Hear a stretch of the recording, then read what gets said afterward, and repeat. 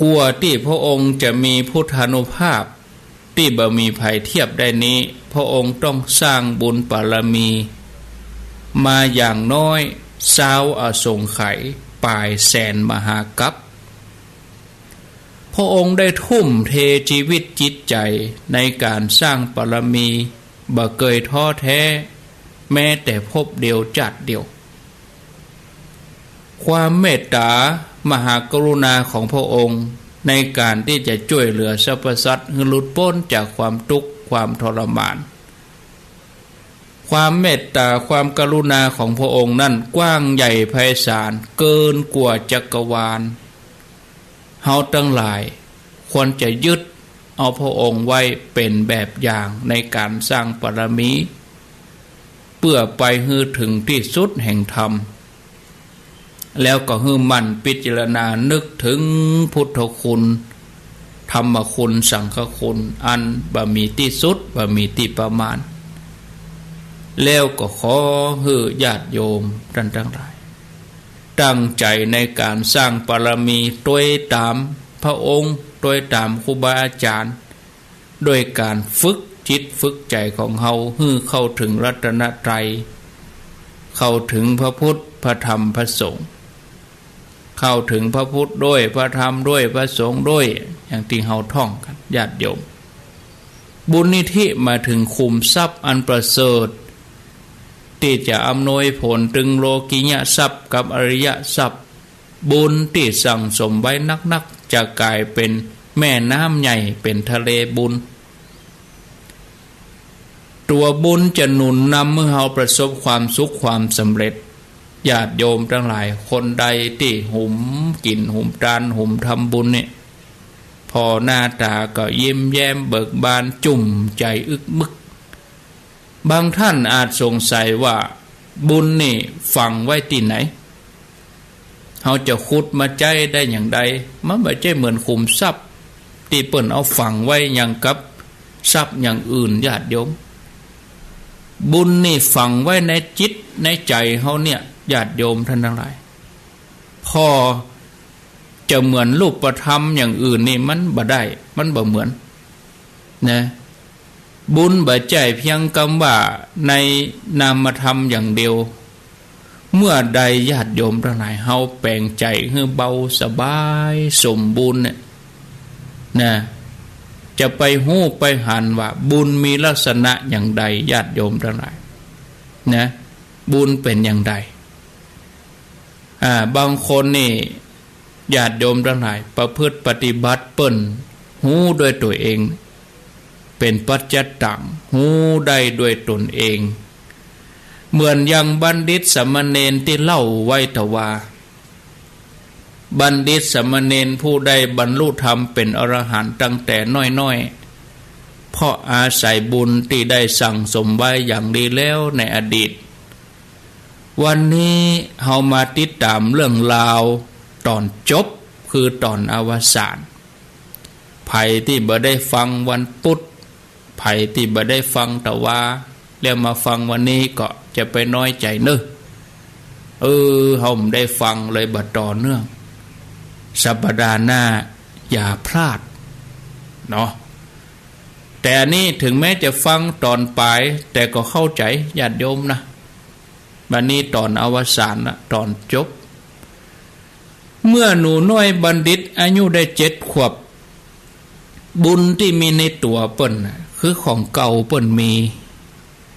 บุญนี่ก็กระตุ้นเตือนให้เปิ้นใครบวชเพื่อจะทำพระนิพพานให้แจ้งเมื่อเปิ้นใครบวชก็ไปขออนุญาตแม่ก็อนุญาตอนุโมทนาแล้วก็ปาลูกน้อยเนี่ยไปมอบตัวแก่ท่านสารีบุตรเถระเจ้าหนูน้อยบัณฑิตก็ได้บวชเป็นสมณเณรฝึกตัวเองอยู่7 วันญาติโยมในวันที่8ของการบวชขณะที่สมณเณรบัณฑิตกำลังบิณฑบาตโดยตามหลังท่านสารีบุตรเถระเจ้าก็ได้หันใส่เมืองแห่งหนึ่งก็เลยถามท่านสารีบุตรว่าท่านอาจารย์สิ่งนี้เปิ้นห้องว่าอะไรอย่างเปิ้นมีไว้เนี่ยจะใด ท่านสารีบุตรเถระเจ้าก็ตรัสว่าโอ้ลูกเนนอันนี้เปิ้นห้องเหมืองเปิ้นก็จะเอาไว้ข้างน้ำเข้านานั่นเนาะสมณเณรก็ถามต่อไปว่าน้ำมีจิตมีใจก็พระสารีบุตรอาจารย์ก็ตรัสว่าเนนน้ำบ่มีจิตเนนสมณเณรเกิดความคิดเกิดว่าเกิดความคิดถ้าคนทั้งหลายเนี่ยเหมือนน้ำเนี่ยไข่น้ำเนี่ยบ่มีจิตเข้าไปสู่ที่ตัวเก่าปรารถนาแล้วทำการงานอันใดเหตุใดคนเฮาเนี่ยญาติโยมทั้งหลายมีจิตมีใจแท้ๆเป็นจะได้ถึงบังคับใจตัวเองบ่ได้น้ำขนาดบ่มีจิตบ่มีใจก็เปิ้นยังเอาก้งซ้ายก้งขวาเลี้ยวไปหั่นเลี้ยวไปนี่เนาะตึดเมืองตึดนาเป็นตั้งสมณเณรเดินต่อไปหันใส่ช่างเปิ้นกำลังเอาลูกศรลนไฟลูกศรนี่เปิ้นเอาไม้หวกไม้ไผ่แป่งกำลังเหลาแล้วก็ลนไฟแล้วก็เล็งเอาแก่นตาเล็งลิ้วตายหรอกมันกดตะใดก็ดัดให้มันซื่อมันตรงสมณเณรก็ถามท่านสารีบุตรด้วยความอยากรู้ตามภาษาเนาะอายุ7 ขวบแต่ปารมีเปิ้นแก่กล้าเมื่อได้รับคำตอบแล้วสมณเณรก็พิจารณาตามธรรมว่าโอ้ถ้าสามารถดัดลูกศรที่บ่มีจิตบ่มีใจขนาดเป็นไม้ดัดให้ตรงได้เป็นจะได้คนเฮาเนี่ยมีจิตมีใจแท้ๆจึงบ่สามารถบังคับจิตของตัวเองได้เมื่อสมณเณรเดินต่อไปก็หันใส่ช่างกำลังถากไม้ถากไม้เพื่อจะแปลงอันดุมล้อดุมเกวียนก็เลยถามอาจารย์เปิ้นถากไม้เนี่ยหยังท่านสารีบุตรก็ตรัสว่าถากไม้จะเอาแปลงล้อแปลงวงล้อสมณเณรก็ถามต่อถามว่าแล้วไม้เหล่านั้นมีจิตมีใจก็ท่านสารีบุตรก็ว่าบ่มีเมื่อฮู้ว่าไม้บ่มีจิตบ่มีใจสมณเณรก็คิดกึดขึ้นว่าโอ้ถ้าคนเฮานะถ้าคนทำต้นไม้ที่บ่มีจิตบ่มีใจ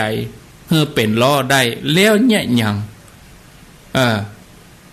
คนที่มีจิตมีใจบ่สามารถบังคับใจตัวเองได้กาเมื่อเนนกึดอย่างนี้ก็ได้แห่งบันดาลใจจากธรรมะที่เกิดจากธรรมชาติรอบตัวเองฝึกใจก็เลยกราบเรียนท่านอาจารย์เถระท่านสารีบุตรว่าท่านอาจารย์ผมจะขอกลับวัดก่อนท่านสารีบุตรก็หู้จุดประสงค์ของเนนก็เลยอนุญาตให้เนนกลับไปวัดก่อนเมื่อสมณเณรกลับไปถึงวัดถึงที่พักแล้ว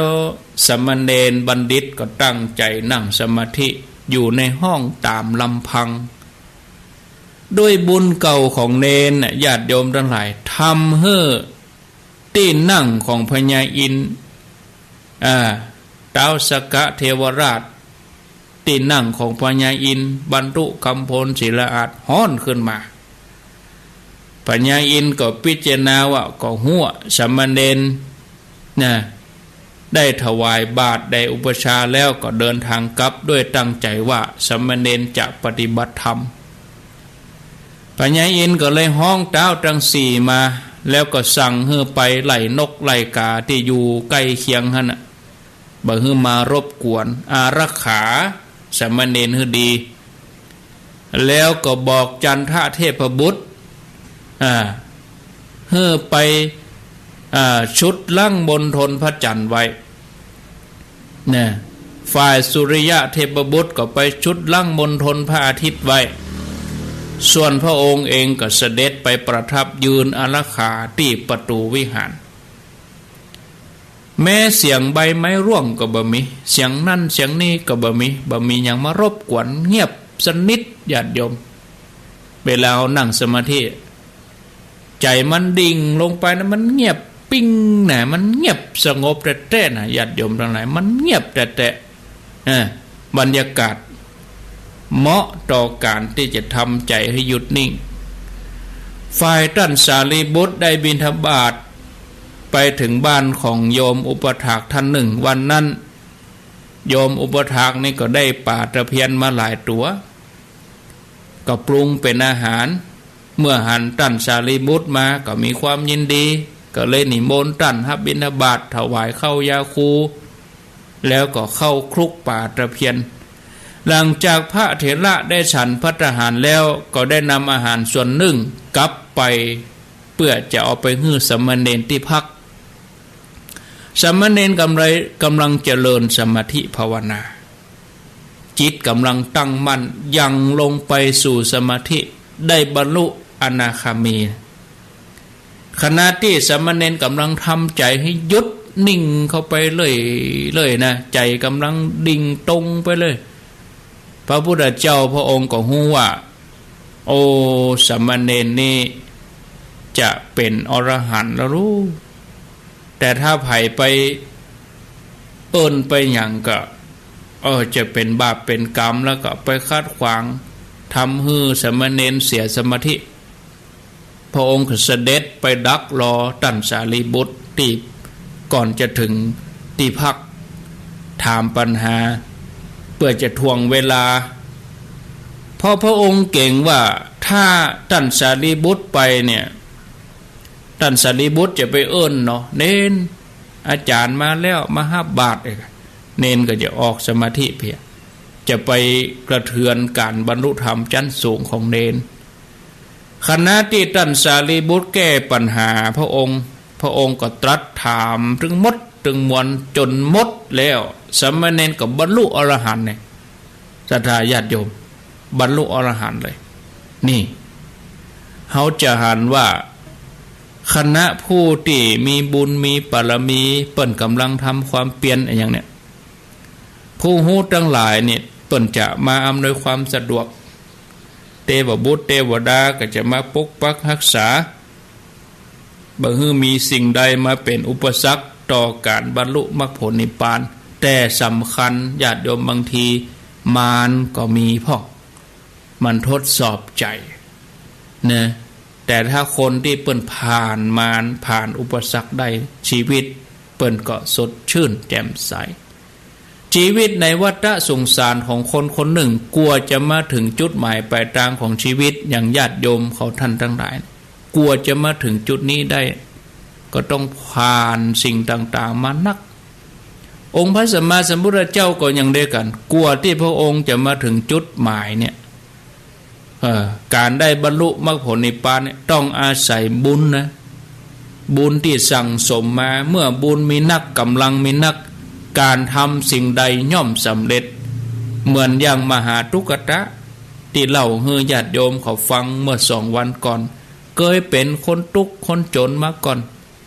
แต่ด้วยความบ่ประมาทในชีวิตเขาเริ่มต้นทำความดีผลของการทำความดีนั่นก็ปรากฏในที่สุด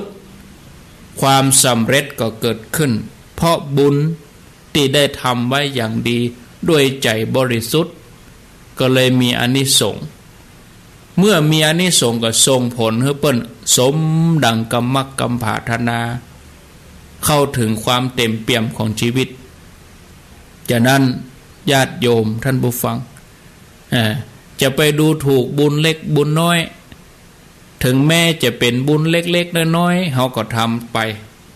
ทำด้วยใจบริสุทธิ์ใจสะอาดผ่องใสบอกว่าจะเป็นบุญจากการให้ทานบุญจากการรักษาศีลบุญจากการเจริญภาวนาให้ทำไปกู้กันสัมปันโนให้พร้อมกันไปเพราะบุญเนี่ยจะเป็นสิ่งที่ติดตัวเขาไปทุกหนทุกแห่งเป็นสมบัติที่เขาสามารถนำติดตัวเขาข้ามภพข้ามชาติได้เมื่อเขาเข้าใจเรื่องบุญแล้วญาติโยม จะไปมัวเมาให้ความสำคัญกับการทำมาหากินอย่างเดียวเฮาจะต้องสั่งสมบุญบารมีเป็นเสบียงติดตัวเฮาข้ามภพข้ามชาติต้องให้ความสำคัญกับชีวิตในสัมปรายภพเป็นชีวิตที่ยาวนานกว่าภพปัจจุบันกะเฮามีอายุป่านนี้ญาติโยมเฮาว่าเฮาดำเนินชีวิตของเฮายาวนานพอสมควรแล้วอายุต่ออันตรีช่วงเวลาที่ผ่านมาแต่วัฏสงสารนี่ยาวนานกว่านี้หลายหมื่นหลายแสนเท่าฉะนั้นญาติโยมหาโอกาสสั่งสมทานศีลภาวนานั่งสมาธิไหว้พระทุกวันตื่นเจ้ามาก็ไหว้พระก่อนนอนก็ไหว้พระอันนี้มันจะเป็นบุญเป็นกุศลช่วงเวลาที่สร้างบารมีเนี่ยญาติโยมบางครั้งมันก็มีอุปสรรคปัญหามีความยากลำบากมันเป็นธรรมดาอุปสรรคที่เกิดขึ้นนั่นจะเป็นตัวล่อหลอมให้ใจศรัทธาญาติโยมทั้งหลายได้เข้มแข็ง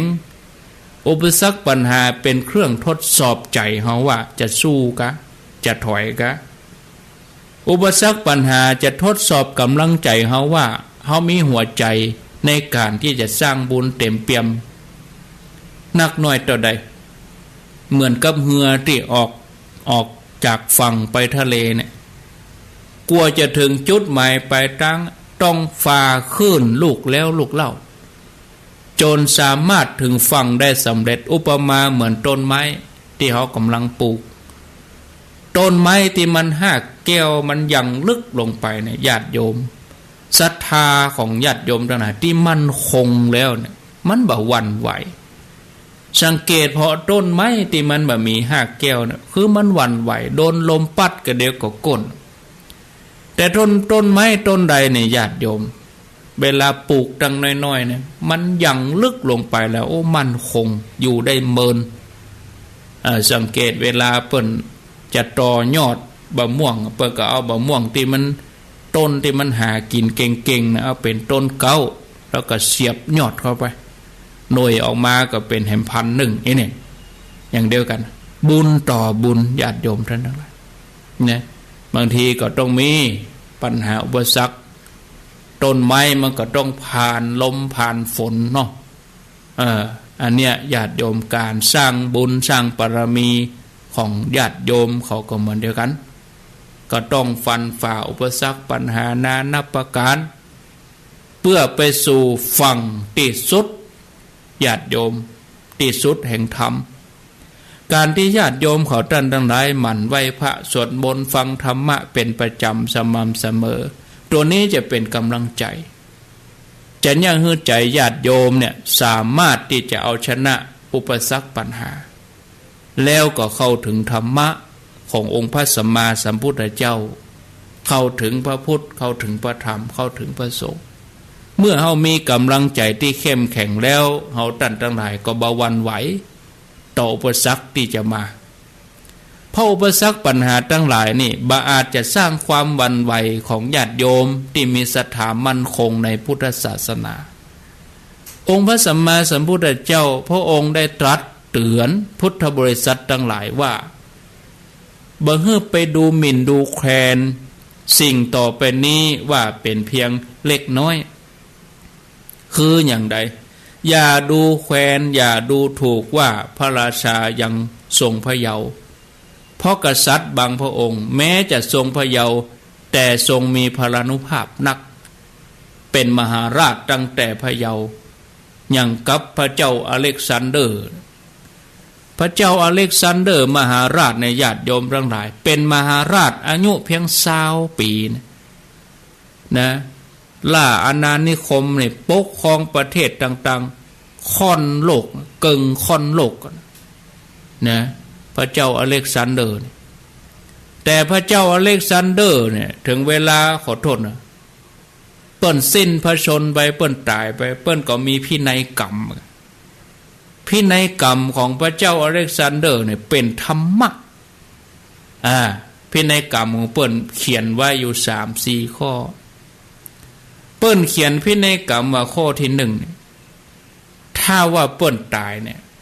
เปิ้นให้เจาะลงหรือว่าล่องแล้วก็เอามือซุกออกมาหมายความว่าเอามือเนี่ยโผล่ออกจากร่องสองข้างแล้วก็แบมือนะแล้วก็เส้นทางระหว่างที่จะไปฝั่งที่ป่าจ้าเนี่ยก็คือเอาสมบัติทั้งหลายมายายแวดจุดแวดแล้วก็คือหมอเป็นคนหามคือหมอเนี่ยมาหามร่องอันนี้ก็เป็นธรรมะว่าจะได้เป็นธรรมะว่าถึงเวลาพญามัจจุราชจะเอาแล้วหมอก็ช่วยบ่ได้นะหมอก็ต้องหามไปพระเจ้าอยู่ดีแล้วที่เอามือออกล่องนะหมายความว่าขนาดเป็นมหาราชนะปกครองค่อนโลกพระเจ้าอเล็กซานเดอร์มหาราชปล่อยวางมดเอาอย่างติดตัวไปบ่ได้สักอย่างทรัพย์สมบัติไปยึดหัวเมืองต่างๆมาเนี่ยก็บ่สามารถจะเอาติดตัวไปได้เนี่ยญาติโยมทั้งหลายเป็นธรรมะนะแล้วเปิ้นก็ว่าอย่าดูถูกงูว่าตัวน้อยตัวเล็กเพราะงูตัวน้อยนี่บางทีมันชกมันกัดแล้วก็อาจจะทำให้ปิดนั้นร้ายแรงอย่าดูถูกไฟเพียงเล็กน้อยเพราะว่ากับไฟซี่เดียวเผาบ้านเผาอย่างได้มดกูอย่างเนี่ยประการสุดท้ายก็อย่าดูถูกสมณะพระดุมเนนน้อยว่าอันนี้อายุน้อยวาสาน้อยบางทีเปิ้นมีคุณธรรมสูงก็ยังที่เล่าให้ฟังตะเกียสมัยพุทธกาลสมณเณรบางตน7 ขวบเป็นอรหันต์สิ่งต่างๆหมู่นี้พระองค์ตรัสว่าอย่าได้ประมาทอย่าได้ดูแคลนอย่าได้ดูแคลนนะถ้าเป็นภาคกลางอย่าดูแคลนแต่ว่าบ้านเฮาจะไปดูแคลนกันนะความหายนะที่เกิดขึ้นนั้นล้วนเกิดจากความประมาทในเรื่องเล็กน้อยมันเป็นอย่างก็ฮะโอ้บ่เป็นอย่างอ่ะอย่ามีจุดเริ่มต้นเพียงจุดน้อยๆแล้วก็ขยายใหญ่ขึ้นไปจนมาสามารถคุมได้แม้ในบางเรื่องญาติโยมยังบาปอกุศลก็อย่างเดียวกันพระองค์ได้ตรัสเตือนไว้ว่าอย่าประมาทพ่อบาปกรรมเล็กๆน้อยๆเนี่ยที่ทำไว้เนี่ยย่อมประหือผลบางครั้งอาจจะส่งผลให้เกินคาดบางทีคาดบ่ถึงบางท่านทำกรรมเพียงเล็กน้อยแต่ทำบ่อยๆบางทีเกิดว่าโอ้มาตึ้มหื้อผลบางทีบ่ได้ผลปัจจุบันนะบางทีพอบาหันผลด้วยตาอันเนี้ยญาติโยมทั้งหลายอันนี้เปิ้นฮ้องว่าทิฏฐธรรมเวทนิยกรรมอันนี้ก็คุ้นเคยกับการทำบาปทำกรรมเล็กๆน้อยๆทำบ่อยๆเฉยๆอย่างคนมันจะไปลักครัวพวกเนี่ยครั้งแรกนี่มันหนาใจเลยเมินไปมันเคยเข้าละมันเป็นธรรมดาไปเห็นแล้วศรัทธาญาติโยมท่านทั้งหลายมันบ่ฮู้สึกฮู้สาอย่างแล้วมันบ่ฮู้สึกอย่างแล้วฉะนั้นญาติโยมบาป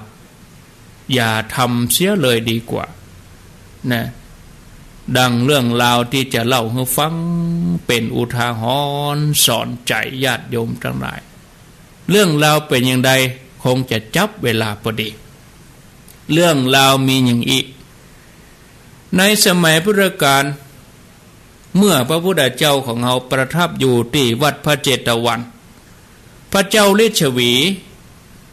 นามว่าอภสักขระพญาเจ้าเมืองนี่ก็ครองราชย์อยู่ที่กรุงเวสาลีพญาเจ้าเมืองพระองค์นี้เป็นพญาเจ้าเมืองมิจฉาทิฐิก็คือบ่เชื่อเรื่องบุญเรื่องบาปบ่เชื่อเรื่องกุศลอกุศลบ่เชื่อสวรรค์นรกบ่เชื่อกรรมเชื่อเวรส่วนป่อกาคนหนึ่งนี่เป็นคนมีศีลมีธรรมป่อกาคนนี้นี่ชอบสรรเสริญความดีของคนอื่นนะวันหนึ่งป่อกาหั่นถนนหนทางเป็นลมเป็นบ่อ เนาะเป็นโมงคนไปไหนลำบากนะบางคนก็จะต้องกระโดดข้ามห้องบางคนก็เวลาฝนตกมาก็เป็นขี้เปอะเนี่ยทีนี้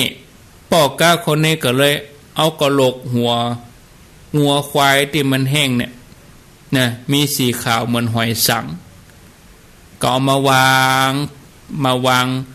างฮือมันเป็นม่งเป็นอย่างเนาะเอามาถมฮือคนสัญจรไปมาสะดวก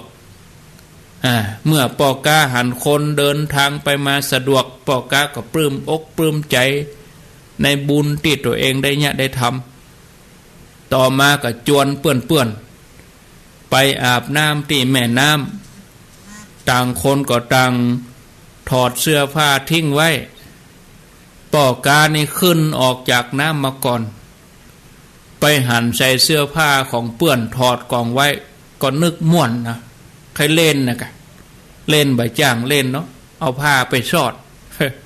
เพื่อจะเล่นล้อเล่นบังเอิญญาติโยมทั้งหลายเหตุการณ์ด่วนที่เขาจะต้องกลับบ้านลืมกันเอาผ้าไปซ่อนแล้วก็ลืมบอกเจ้าหมูทำให้เจ้าหมูบ่มีผ้าใส่ศรัทธาญาติโยมเมื่อเขาขึ้นจากน้ำก็ปากันเดินเสาะหาเสื้อผ้าก็บ่พบก็จะต้องป่วยตัวปิกบ้านได้รับความอับอายเมื่อป้อกาผู้ที่เอาผ้าไปซ่อนหูก็อารมณ์ขันนะศรัทธาญาติโยมไข้หัวเงี้ยอย่าปิกถึงบ้านก็ได้เกิดเรื่องใหญ่ขึ้นญาติโยมทั้งหลายก็คือหลานบ่าวของเปิ้นเนี่ยไปลักของมีค่าไปลักของมีค่าแล้วก็เอามาซ่อนในร้านของปอกาคนนี้เนาะเมื่อเจ้าของตัวมาพบก็เลยจับปอกากับหลานพร้อมกับของกลางไปฮื้อพญาเจ้าเมืองพญาเจ้าเมืองนี่ก็เป็นมิจฉาทิฐิอยู่แล้วบัดตานได้ไต่สวนอย่างฮื้อดีก็ตัดสินประหารชีวิต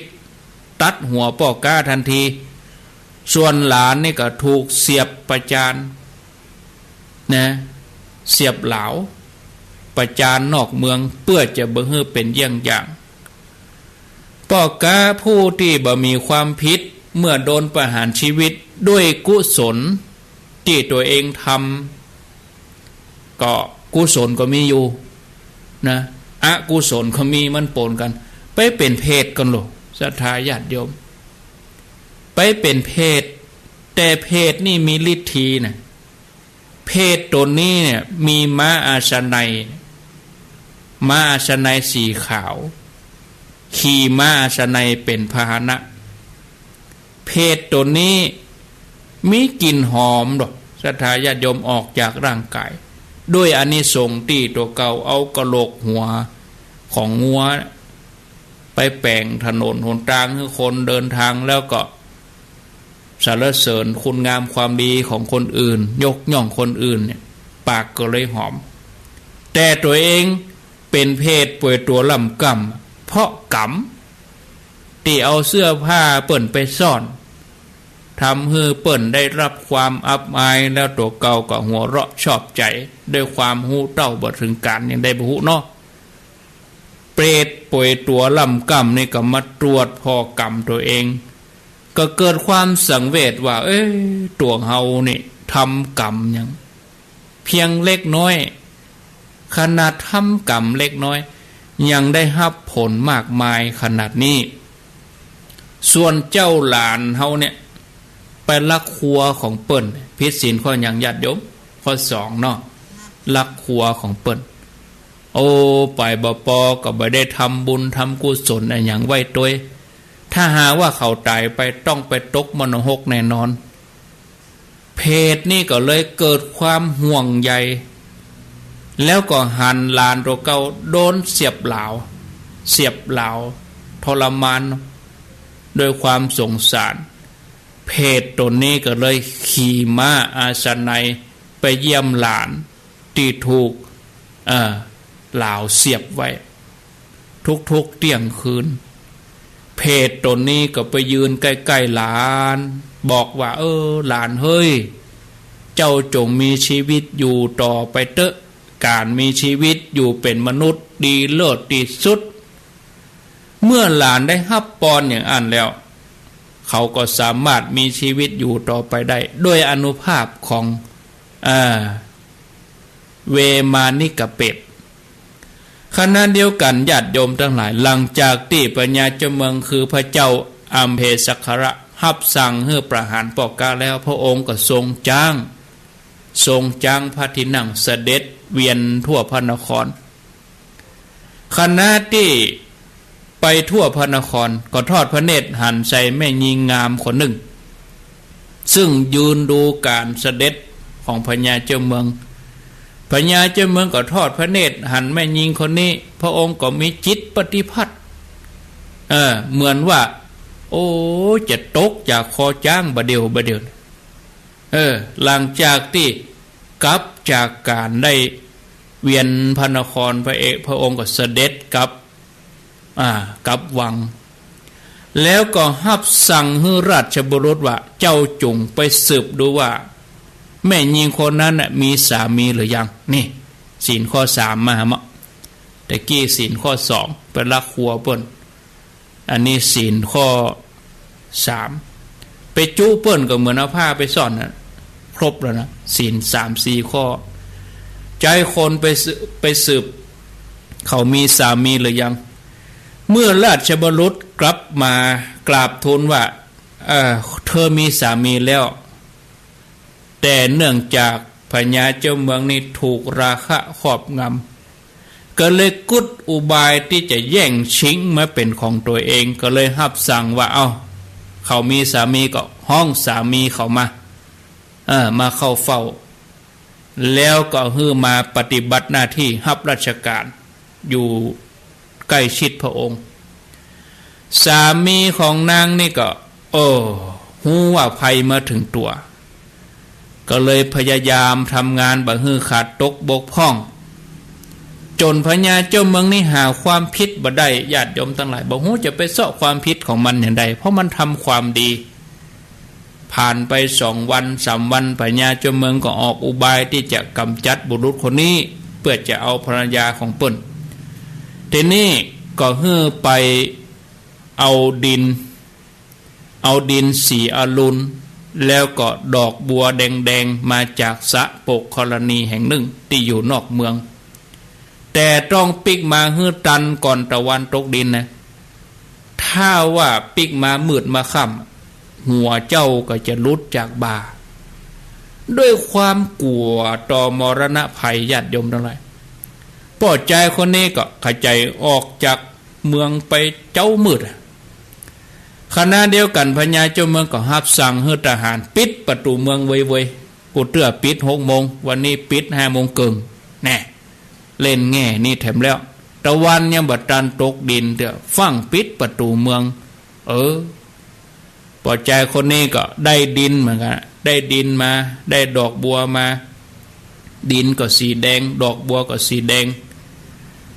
ได้มาจากไผแล้วจะมาตันเวลาตะวันตกดินก็ฮือฝังติดหน้า ไปเนื่องจากว่าได้อรรถรสอยู่ฟังเหมือนจัดสดอยู่ก็บางท่านก็ได้ยินแล้วก็เปิ้นก็ว่าอันนี้เป็นเทพบางท่านเปิ้นกำลังไหลมาฟังใหม่เปิ้นก็ฟังไปก็ม่วนนี่เนาะ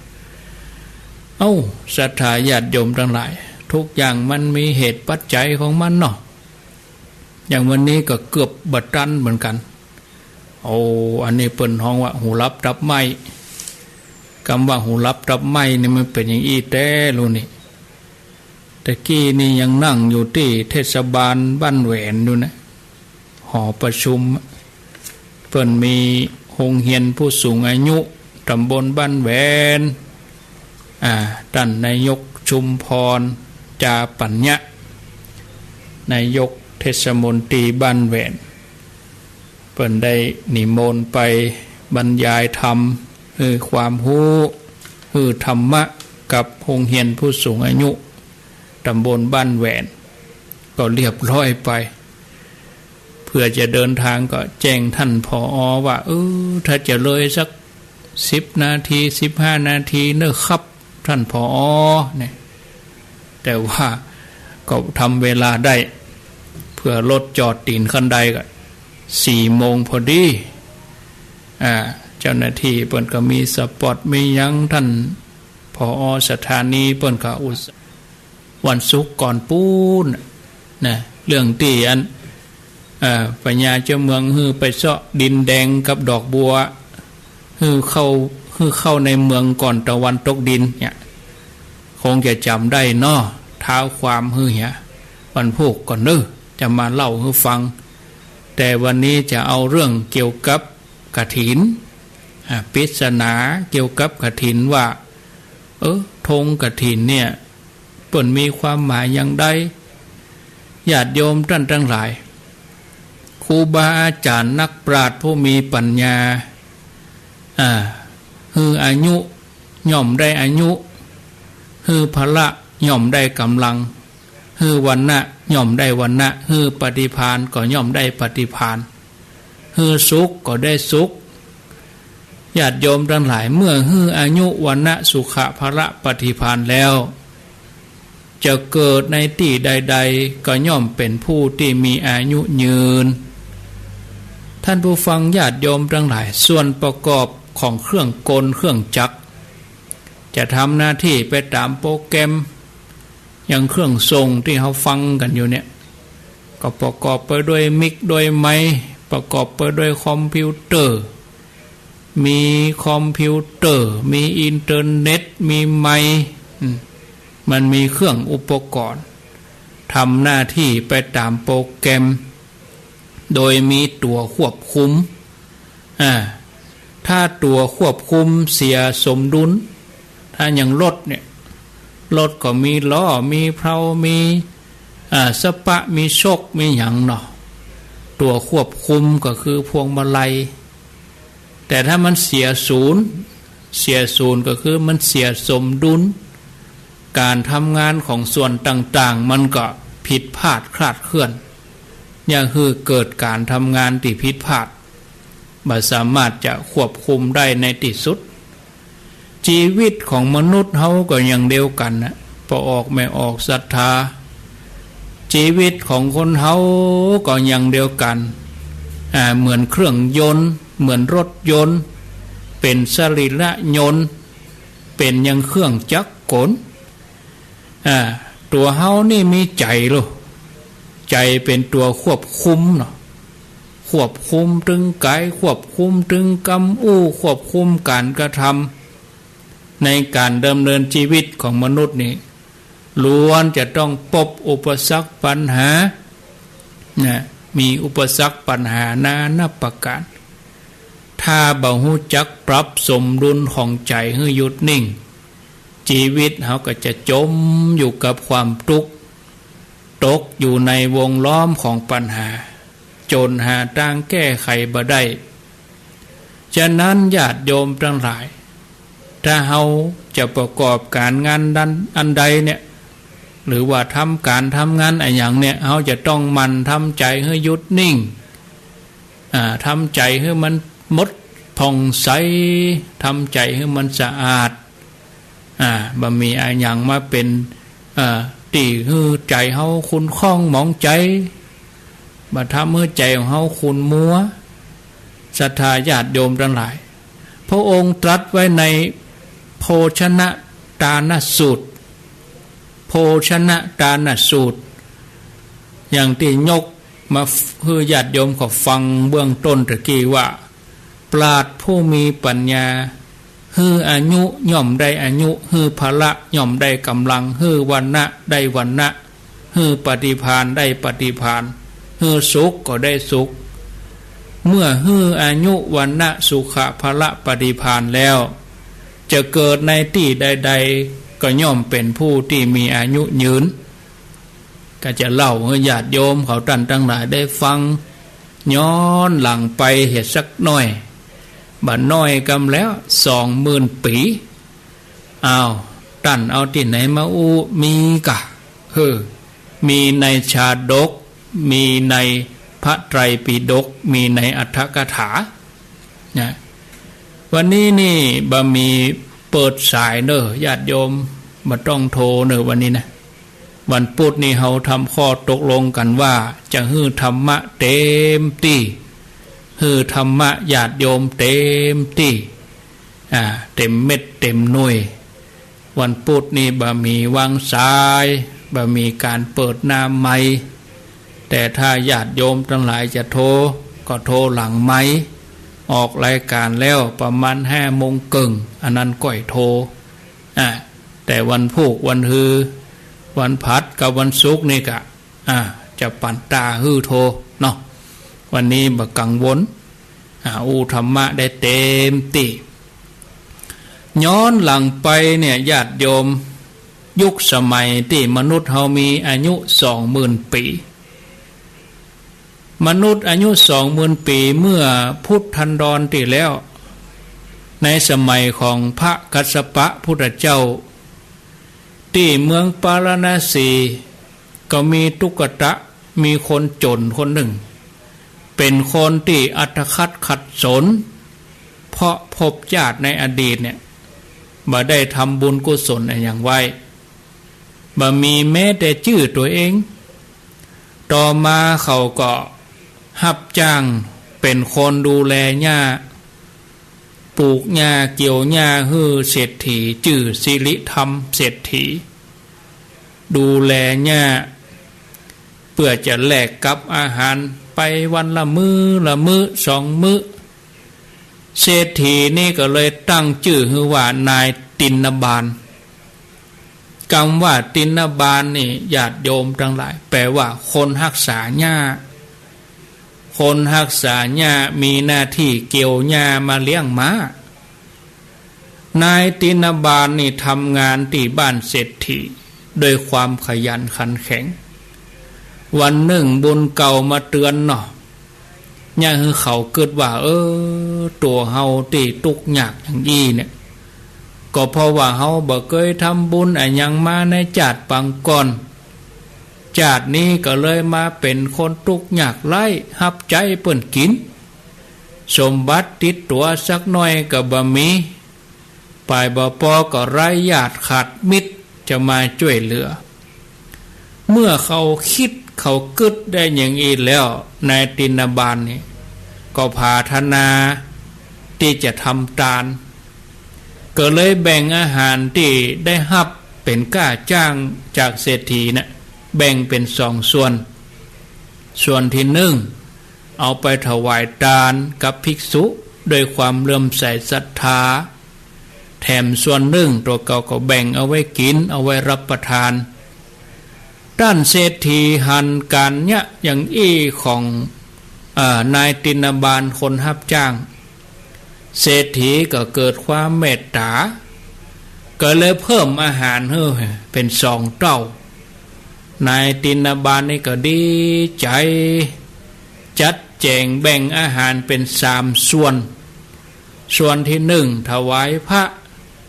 ส่วนที่2เอาบริจาคคนทุกข์คนยากส่วนที่เหลือที่3ก็เก็บไว้กินทำอย่างนี้มาตลอดศรัทธาญาติโยมวันหนึ่งเป็นวันออกพรรษาใกล้เข้ามาแล้วเนาะหมู่เฮาทั้งหลายเดี๋ยวนี้เดือน12แฮมอันนี้ใกล้ออกพรรษาแล้วนี่วันหนึ่งเป็นวันออกพรรษาเจ้าบ้านเจ้าเมืองเปิ้นเกียมตัวเกียมใจเพื่อจะทำกฐินเนาะรวมจนถึงท่านเศรษฐีนี่ตัวก็ได้เกียมผ้าไตรจีวรเตรียมอัฐบริขารเพื่อจะทอดกฐินญาติโยมบางท่านก็สงสัยว่าอัฐบริขารน่ะมันมีอย่างพ่องญาติโยมจำบ่หมดจดดีกว่าจำเด้ออัฐบริขารนี่คือของ8 อย่างอัฐแปลว่า8ผ้า4เหล็ก3น้ำ1ผ้า4เหล็ก3น้ำ14 3 1บวกกันเป็น8อันเนี้ยอัฐบริขาร8 เฮาไปตรวจพอเนาะขัวดากินดาตานเฮาอย่าทอดกฐินของ8อย่างนี่มีกอถ้าของ8อย่างนี่มีก็หมายความว่าครบละอัฐบริขารอย่างอื่นก็เป็นบริวารนะผ้าสีเล็ก3น้ำ1ผ้าสีมีอย่างปะล่ำเนาะมีจีวร1แล้วเนาะ2สังฆติ3สายประคต4สบงอันเนี้ยผ้าสีจีวรสังฆติสายประคตสบงผ้าสีเล็ก3มีอย่างปะล่ำเล็ก3มี1บาทอีเนาะ2มีดโกนเนาะ3เข็มเนี่ยเข็มนะบาทมีดโกนเข็มอันนี้เล็ก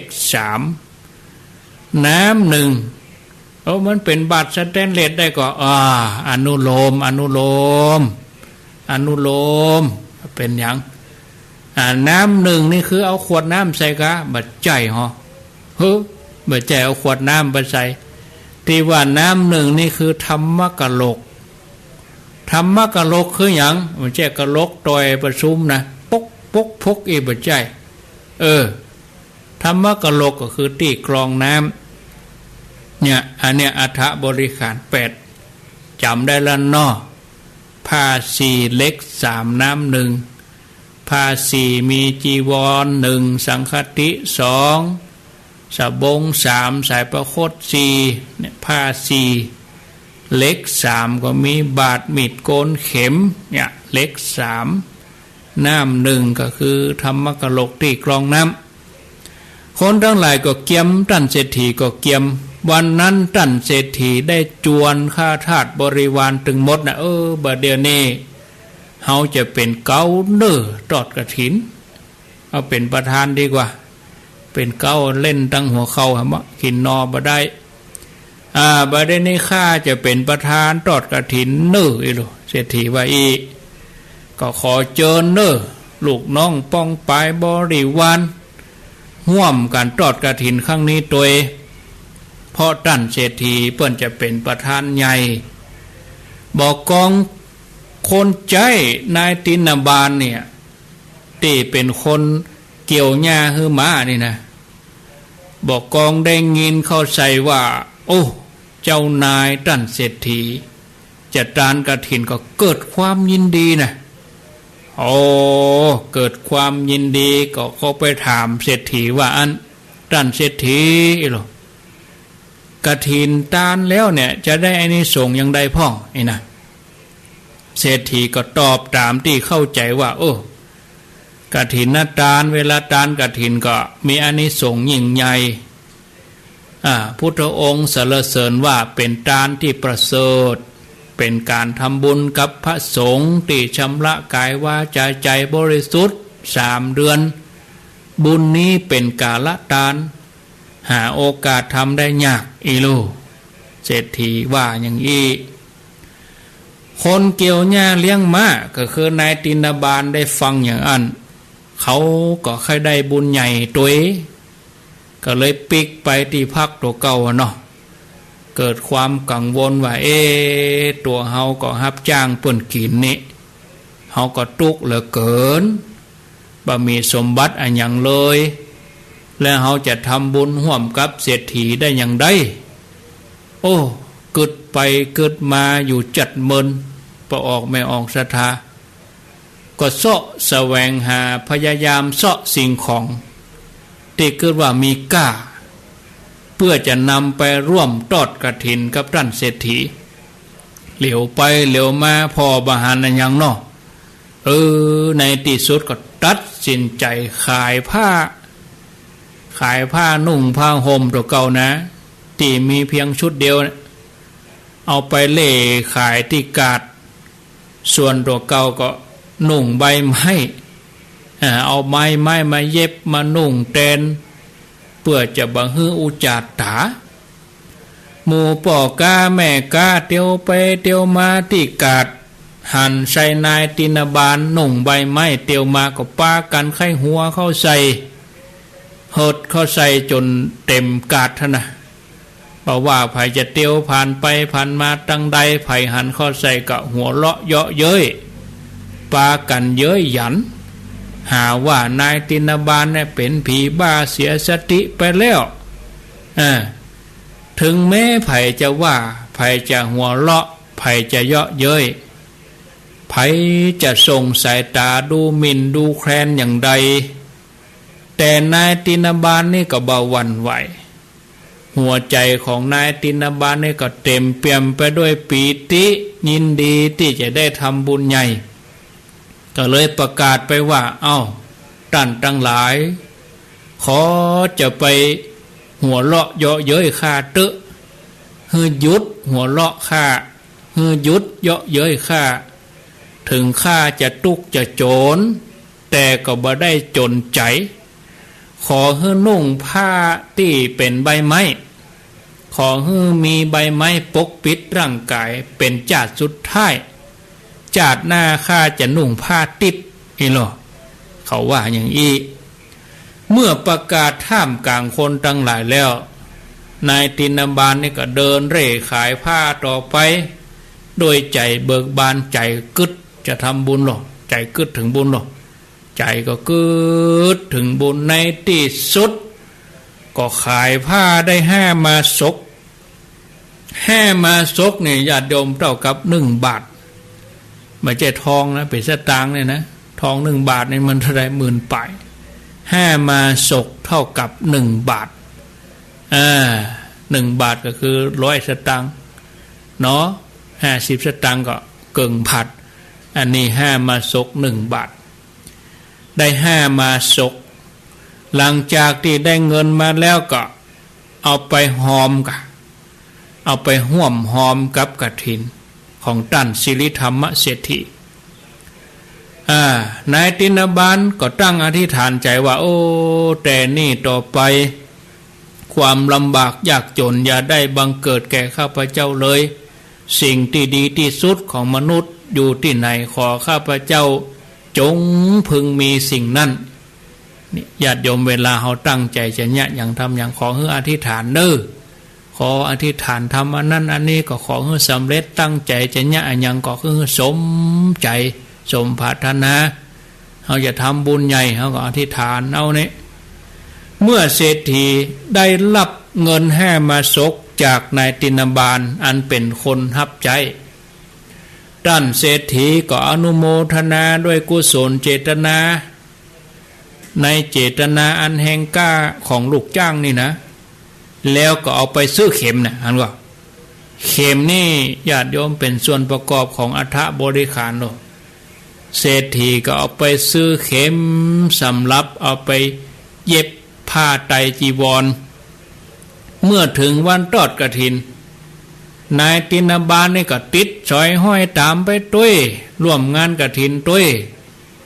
เหตุการณ์นี้เนี่ยเจ้าบ้านเจ้าเมืองตกตะลึงกันต่างก็ปากันถึงนายตินาบาลที่ยอมนุ่งใบไม้ขายผ้าตัวเก่าเอาไปหอมตาลศรัทธาญาติโยมทั้งหลายแม้สวรรค์6 ชั้นเทวดาก็ชื่นชมอนุโมทนากับการที่นายตินาบาลตั้งใจตานเกียรติทรัพย์การตานของนายตินาบาลก็เลื่องลือไปถึงหูพระราชาพญาเจ้าเมืองพญาเจ้าเมืองก็มีรับสั่งให้เอาตัวของนายตินาบาลมาเข้าเฝ้าแต่นายตินาบาลนี่อายเนาะเพราะว่าแต่งกายบ่สุภาพนุ่งห่มด้วยใบไม้บ่มีเครื่องนุ่งห่มพญาเจ้าเมืองก็เลยสั่งให้ราชบุรุษเอาผ้าเนื้อดีมีก้าตึงเป็นลายปั้นกหาปณะนะเอาไปมอบให้นายตินาบาลเพื่อจะเอาไปแปลงเป็นเสื้อผ้านุ่งห่มแล้วก็เข้าเฝ้าพญาเจ้าเมืองเมื่อไปเข้าเฝ้าพญาเจ้าเมืองพญาเจ้าเมืองก็รับสั่งว่าขอให้พระองค์เนี่ยมีส่วนในการทำบุญกฐินด้วยพ้อง ขอให้มีส่วนในการทำบุญกฐินสามัคคีโดยนายตินบาลพ่องญาติโยมทั้งหลายซึ่งนายตินบาลก็เต็มใจให้พญาเจ้าเมืองมีส่วนแห่งบุญที่ตัวเองทำเมื่อพญาเจ้าเมืองอนุโมทนาแล้วพระองค์ก็มอบทรัพย์พระราชทานทรัพย์เป็นจ้างม้างัวควายข้าทาสบริวารมากมายให้กับนายตินบาลแล้วก็แต่งตั้งให้เป็นเศรษฐีประจำเมืองชื่อว่าตินบาลเศรษฐีต่อมาเมื่อตินบาลเศรษฐีหมดอายุไขตายจากโลกมนุษย์ไปแล้วก็ได้ไปบังเกิดเป็นเทวบุตรอยู่บนสวรรค์จันทวดึงส์มีวิมานสูงถึง5 โยชน์มีนางฟ้านางอัปสร16,000 นางเป็นบริวารนี่ศรัทธาญาติโยมเสวยทิพยสมบัติเป็นเวลายาวนานส่วนท่านสิริธรรมเศรษฐีเมื่อละจากโลกไปแล้วก็ไปบังเกิดสวรรค์จันทวดึงส์เหมือนเดียวกันกับตินบาลเศรษฐีที่เล่าให้ญาติโยมทั้งหลายได้ฟังอันนี้เป็นอานิสงส์ที่เกิดจากการทำบุญทอดกฐินสามัคคีทุ่มเทกำลังสติปัญญามีทำตามความสามารถตามเหตุตามปัจจัยถึงแม้จะมีปัจจัยน้อยแต่ก็ตั้งใจทุ่มเทใจเมื่อหูข่าวบุญกฐินใกล้จะมาถึงออกวาสาแล้วเฮาก็บ่ควรจะปล่อยโอกาสนี้ผ่านไปได้ทำบุญกับพระสงฆ์ที่เป็นอยู่จำวาสาทวนไตรมาส3 เดือนนะท่านทั้งหลายญาติโยมเฮาทั้งหลายนี่โชคดีที่ได้เกิดเป็นมนุษย์ได้พบพระพุทธศาสนาเต่าแต่อันบ่พอหมู่เฮาท่านทั้งหลายก็เป็นผู้ที่มีเชื้อแห่งความดีไว้หรอ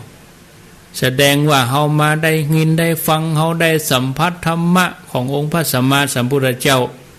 เฮาเข้าถึงรัตนตรัยพระพุทธพระธรรมพระสงฆ์เป็นที่เปิ่งเป็นสรณะเนี่ยแสดงว่าเชื้อเก่าเฮาดีเนาะเชื้อแห่งความดีที่เฮาได้สั่งสมมาไว้ดีแล้วจิตใจก็เลยพองแผ้วมาจนถึงชาตินี้เปิ้นสั่งสมมาก็เลยสมบูรณ์ปะเจ้าหมู่เจ้าฝูงได้ลูกได้หลานปะกัลยาณมิตรจักจวนกันด้วยกรรมอ่อนหวานกรรมเป็นมงคลม่วนจาหวานเฮาก็ได้ใจสติปัญญาของเฮาเนี่ยเปิดใจให้มันกว้างในเรื่องบุญเรื่องกุศลคนทั้งหลายก็พร้อมที่จะเดินทางร่วมกันเส้นทางบุญท่านผู้ฟังทั้งหลายการทำบุญกฐินนี่มีอานิสงส์ยิ่งใหญ่ไพศาลเวลาเฮาทานเฮาก็ชวนคนอื่นทานตัวเฮาชวนคนอื่นทานตัวเฮาก็จะได้ถึงโภคะสมบัติบริวารสมบัติถ้าเฮาทานคนเดียวเฮาจะได้แต่โภคะสมบัติบริวารสมบัติบ่ได้ถ้าเฮาได้ก็ชวนคนอื่นแล้วเฮาบ่ทานมีแต่บริวารสมบัติโภคะสมบัติบ่ได้ถ้าเฮาแค่ได้2 อย่างเฮาก็ทำเฮาก็ชวนถ้าเฮาทานตัวเฮาชวนคนอื่นตัว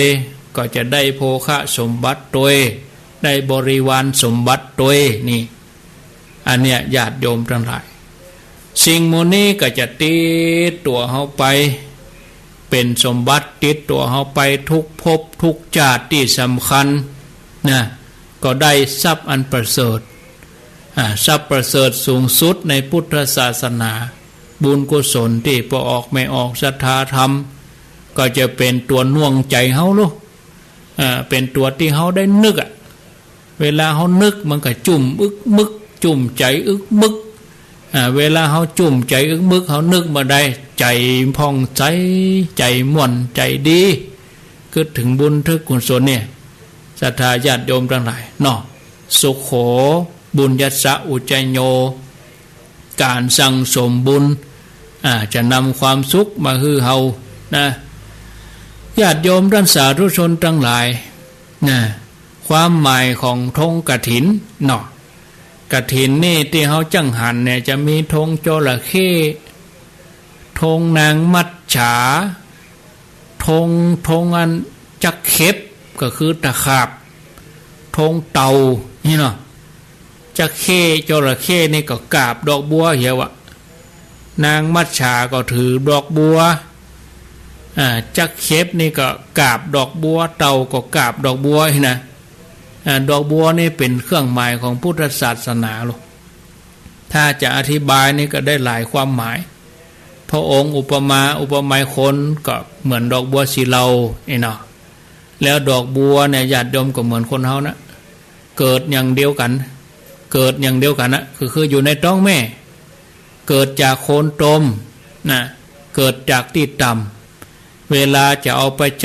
ใจที่สูงเอาไปบูชาพระพุทธเจ้าบุญเอาใส่เจกันเนี่ยดอกบัวใบบัวเนี่ยถึงแม้จะเกิดจากตมเกิดจากขี้เปอะแต่เวลาเป็นดอกบัวชูช่อชูก้านขี้เปอะนั่นบะเปอะเปื้อนเปลือกตมบะสามารถจะมาเปอะเปื้อนใบบัวได้บะสามารถจะมาเปอะเปื้อนดอกบัวได้นี่คนเฮานี่ก็จะต้องพัฒนาตัวเองจากเริ่มต้นเกิดที่เดียวกันหมดเอาตั้งหลายเข้าที่อย่างเปิ้นล้นแข่งเข้าที่เอาเข้าที่เท่ากันหมดแล้วเนี่ยเพียงกันหมดระวังไงเนาะสมมติระวังไงยกก้นขึ้นละเป่านกหวีดปิดเอาไปไผ่ล้นเวยล้นจ้าไผ่จะหูคิงเวยจ้ากว่ากันเอาตั้งหลายบางคนก็60ยังหูคิงเด้อบางคน30-40ก็หูคิงละเข้าวัดเข้าวาประพฤติปฏิบัติทานศีลภาวนาบัดละบางคนพอเท่าเรายังหูคิงเด้อออกตัวเท่ากันแต่ว่าถึงเส้นชัยต่างกันถึงจุดหมายต่างกันบางคนก็ไปแหวกข้างต่างเหี้ยจะไปกรุงเทพบ่ถึงกรุงเทพสักคำแหวกอุตรดิตถ์แหวกพิษณุโลกเหี้ยก็บ่ถึงบุญกุศลก็อย่างเดียวกันเฮาทั้งหลายจะมีความเข้าใจนักน้อยเท่าใดเราทั้งหลายฟังสถานีวิทยุฟังขึ้น96ครูบาอาจารย์เปิ้นสลับซับเปลี่ยนกันมาธรรมะก็เหมือนเฮายกใจของเฮาเหมือนดอกบัวนะเกิดแต่ต้มเวลาป้นน้ำไปแล้วนะโอ้เบ่งบานแปลงจิตแปลงใจยกระดับใจของเฮาอย่างอันนึศรัทธาญาติโยมนะต่อไปนี้จะมาอธิบายเรื่องธงกฐินธงกฐินเนี่ยญาติโยมทั้งหลายมี4อันนี้เปิ้นเป็นปริศนาธรรมหรอกเป็นปริศนาธรรมของคนโบราณนะจระเข้นี่หมายถึงความโลภความโลภคือปากใหญ่กินบ่อิ่มเนาะตะขาบหรือว่าจักเข็บหมายถึงความโคตรจักเข็บนี่มันปิดหรือมันเผ็ดฮ้อนเหมือนความโคตรที่มันแผดเผาใจเฮาอันที่3นางมัจฉานี่มันงามนะคือความหลงชวนหลงไหลเสน่ห์ความงามเนาะเต่านี่เหรอเต่านี่มันถึงสติเต่านี่เวลามันหดอยู่ในกระดองมันยุบหมดหรอยุบเข้าไปอันนี้เปิดห้องว่าอายตนะหัวมันก็หดเข้าไปตีนมัน4ข้างหางมันแถมเนี่ยรักษาว่ายังเต่าระวังสติยังเต่านี่เน้อสำรวมเน้อตาหูจมูกลิ้นกายใจอายตนะภายนอกอายตนะภายในตากู้กับหูอย่างหูกู้กับได้ยินอย่างลิ้นกู้กับลิ้มรสอย่างหูดังกู้กับกลิ่นกายกู้กับสัมผัสใจกู้กับธรรมารมณ์เนี่ยค่ะอันนี้หมายถึงเต่าคือสติเวลามันหมอบมันหดเข้าไปในมันซ่อนในกระดองบุหรี่ศรัทธาญาติโยมมาขยายความธงจระเข้เปิ่นเอาประดับในขบวนกฐินเอาแห่ก็ดีเอาปักไว้หน้าวัดก็ดีอันเนี้ยตำนานคือว่าเศรษฐีตรณีโลญาติโยมเอาทรัพย์ไปฝังไว้ทีนี้ตายไปก็ใจก็ไปอยู่ที่ทรัพย์ปุ่นเนี่ยว่ายน้ำไปตัวเปิ่นจะไปตานตัวไปก็ไปตายอย่างนี้ไปตายก็โอ้ข้าไปบ่ไหวขอเอาผ้ามาเขียนหูบข้าก็มออีกวะ ตัวตายไปแล้วขอเอาหูปไปกำไว้เนี่ยเขาก็อินดูก็เลยเขียนหูปติดผ้าให้เนาะเนี่ยจระเข้นะจระเข้อันนี้คือว่าหลงติดเนาะทรัพย์สมบัติว่ายตามขบวนกฐินจนขาดใจตายไปเลยส่วนนางมัจฉาเนี่ยญาติโยมทั้งหลายเป็นตัวแทนคือการถวายทานแก่ภิกษุถ้าไผ่ทานแล้วเนี่ยญาติโยมคนที่หุ่มกินหุ่มทานเนี่ยจะงามเนี่ยจะงามจะดีหรออย่างนางมัจฉานี่นะถ้าเอาเป็นธรรมะนางมัจฉาคือความหลงเอาความหลงไหลในความงามนะตะขาบหรือว่าจะเข็บอันนี้เวลาคนปวารณาเนี่ยเขาชอบเอาไปหรออันนี้เขามีความเชื่อว่าถ้าได้ธงกฐินไปเนี่ยกาขายดีอีนะอันเนี้ยอันนี้บอกก้องหันแล้วบอกหันธงกฐินแล้วก็เป็นเครื่องหมายว่าบ่ต้องไปถามที่ไหนละวัดเนี้ยมีกฐินแล้วอีนะธงนี่ก็เป็นสัญลักษณ์เตานี่ก็แสดงว่าวัดนี้ตอดกฐินเรียบร้อยแล้วเพิ่นก็จะปลดลงปุ้นเดือนนี้บุญนะปักไปไปจนถึงมดฤดูกฐินเอาปักไว้อย่างอีแหมความหมายหนึ่งก็กฐินทางบกกฐินทางน้ำอีนะอย่างสัตว์บกสัตว์น้ำเนี่ยถ้าไปจระเข้กับเต่าเนี่ยกฐินทางน้ำทางชลมารถ้ามีอันอย่างถ้ามีอันจักเข็บอีเนาะจักเข็บนี่ก็จะเป็นกฐินทางบกอันนี้ก็แล้วแต่เนาะเปิ้นมีหลายไหนนัยยะบัดเดี๋ยวนี้เขาก็จะหันกะจระเข้กับนางมัจฉาเป็นส่วนใหญ่ปรากฏในงานกฐินส่วนจักเข็บกับเต่านี่ก็บ่ล่ำได้หันเนาะก็จะมีบางทีก็เอาครบไปเลยคือมีเขาสังเกตก็ว่าเป็นได้งานกฐินคนจะลู่เอาธงเนาะลู่เอาธงนางมัจฉากับธงจระเข้ถ้าจะได้ก็ต้องจองนะกำอันก็เพื่อก็เก็บเพื่อประธานใหญ่กฐินงานหนึ่งก็จะมีธงใหญ่อย่างละผืนละอันเพราะว่าคนที่ได้ปูจาติดบ้านติดจองบ้านจองของเงินเนี่ยอันนี้ทำด้วยศรัทธานะด้วยจิตศรัทธาเพิ่นก็ว่าจะมั่งมีสีสุขเน้อเพิ่นว่าอีนะศรัทธาญาติโยมท่านทั้งหลายอันนี้เรื่องของกฐินเขาก็ได้ทำได้ประพฤติปฏิบัติตานไปญาติโยมท่านทั้งหลายตานประพฤติปฏิบัติทำไปเรื่อยๆถ้าเขาได้ทำไปมันก็ก่อเกิดบุญกุศลสำหรับตัวเขาธรรมดาการฮืดตานนี่นะศรัทธาญาติโยมทั้งหลายมันก็เป็นสิ่งที่ทำให้เขาได้สร้างความดีไผ่มีใจฮืดตานเนี่ยก็แสดงว่าอดีตชาติปังก่อนเปิ้นก็มาทำด้านนี้ความสุขความสำเร็จที่เขาทั้งหลายปรารถนาภาถนา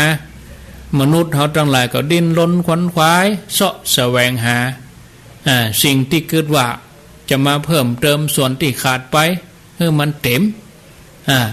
เมื่อยังบอกว่าหนทางแห่งความสุขที่แท้อยู่ที่ไหนจะเข้าถึงได้อย่างไรก็ต้องวนเวียนกันอยู่เนี่ยวนเวียนอยู่ในเรื่องของการทำมาหากินการแสวงหาความสนุกสนานเพลิดเพลินวนเวียนอยู่ในเกียรติยศชื่อเสียงทรัพย์สินเงินทององค์พระสัมมาสัมพุทธเจ้าพุทธองค์ทรงพบว่าวิธีการที่จะเข้าถึงความสุขที่แท้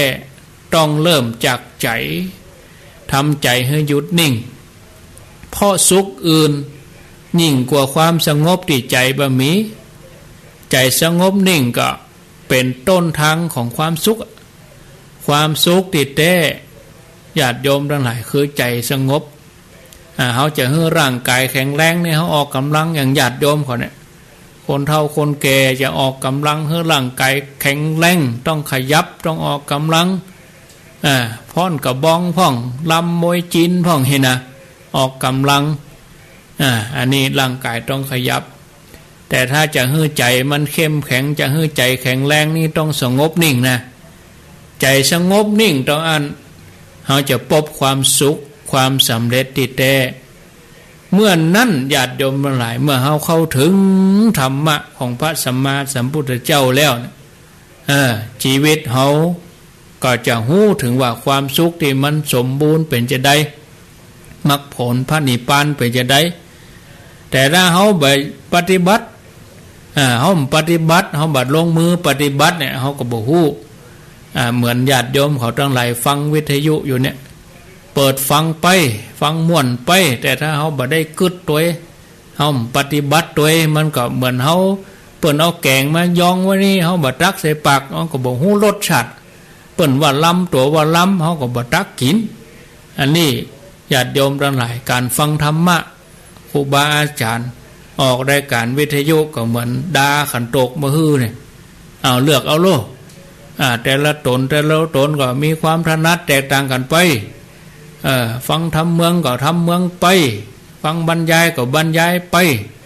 ฟังธรรมเมืองก็มีหลายทำนองแถมเนี่ยมาย่ำไฟก็บะนาวล่องของก็อย่าไปแจ้เหี่ยวแดงก็อย่ามาว่ากันไปครูบาอาจารย์นะแต่ละตนก็จุดหมายสูงสุดก็คือเพื่อจะจักนำจิตใจของญาติโยมเขานั่นนะอันนี้จะได้ขณะที่ฟังนะใจน้อมนำต่อใดใจสงบต่อใดอันนี้ก็เป็นกุศโลบายที่จะนำพาจิตใจของเขาเข้าถึงรัตนตรัยคือว่ายกใจของเขาสูงขึ้นไปในชาดกบทหนึ่งในอรรถกถาชื่อชาดกว่าอกิตติชาดกเพิ่นได้ยกบทหนึ่งมาว่าธรรมดาว่าการเฮือตานนี้เป็นประเพณีของบัณฑิตทั้งหลายแต่ปางก่อนอย่างแท้จริงการเฮือตานบ่ว่าจะเป็นคฤหัสถ์บ่ว่าจะเป็นบรรพชิตก็ควรเฮือตานทั้งนั้นจิตที่คิดจะฮือยิ่งใหญ่กว่าจิตที่คิดจะเอาเนี่ยคนที่ได้ชื่อว่าเป็นเชื้อชาติของนักปราชญ์บัณฑิตคือเป็นคนที่ฉลาดในการสั่งสมบุญหันอย่างก็เป็นบุญหมดเอาหันคนเท่าข้ามถนนเอาเป็นบุญเหี้ยหันสัตว์สิ่งมันหล่อนเล่พระเนจรเอาเข้าเอาอย่างให้มันก็เป็นทำบุญอันนี้คนทุกคนอยากเดินทางไปไหนเฮาได้ส่งเสริมช่วยเหลือมีน้ำใจเอื้อเฟื้ออันนี้ก็เป็นบุญบำเพ็ญทานรักษาศีลเจริญภาวนาสามอย่างนี้คือหนทางไปสู่ความสุขความเจริญรุ่งเรืองของชีวิตเฮาบอกว่าพบนี้พบหน้าศรัทธาญาติโยมไปบ่ปอก็จะเป็นเสบียงบุญเป็นเสบียงบุญก็คือเป็นข้าวห่อเป็นปะไทยยังติดตัวเฮาไปสู่หนทางตั้งหน้าถ้าเฮาบ่ญะบ่ทำในญาติโยมอย่างเฮามีข้าวห่อบ่มีเสบียงมันก็จะไปกั้นไปอยากปากมองต้องแห้งถ้าเฮาได้ญะได้ทำนี่เฮาตุ่นไว้โลสบายใจแล้วจะเดินทางไกลต้องเตรียมตัวก่อนตายเตรียมกายก่อนแต่งเตรียมแบงก์ก่อนเดินทางอันเนี้ยเตรียมน้ำก่อนแรงเตรียมแบงก์ก่อนเดินทางอันนี้เขาต้องเตรียมบุญเตรียมกุศลเอาเป็นเสบียงบุญก่อนที่เขาจะเดินทางในวัฏสงสารนี่มันยาวไกลญาติโยมมันไม่ใช่หมอกลูกโดยรอไปเชียงใหม่ไม่ใช่หมอกลูกโดยรอไปหางดงลูกหางดงมาโดยรอไปแต่กี้ก็เกิงชั่ว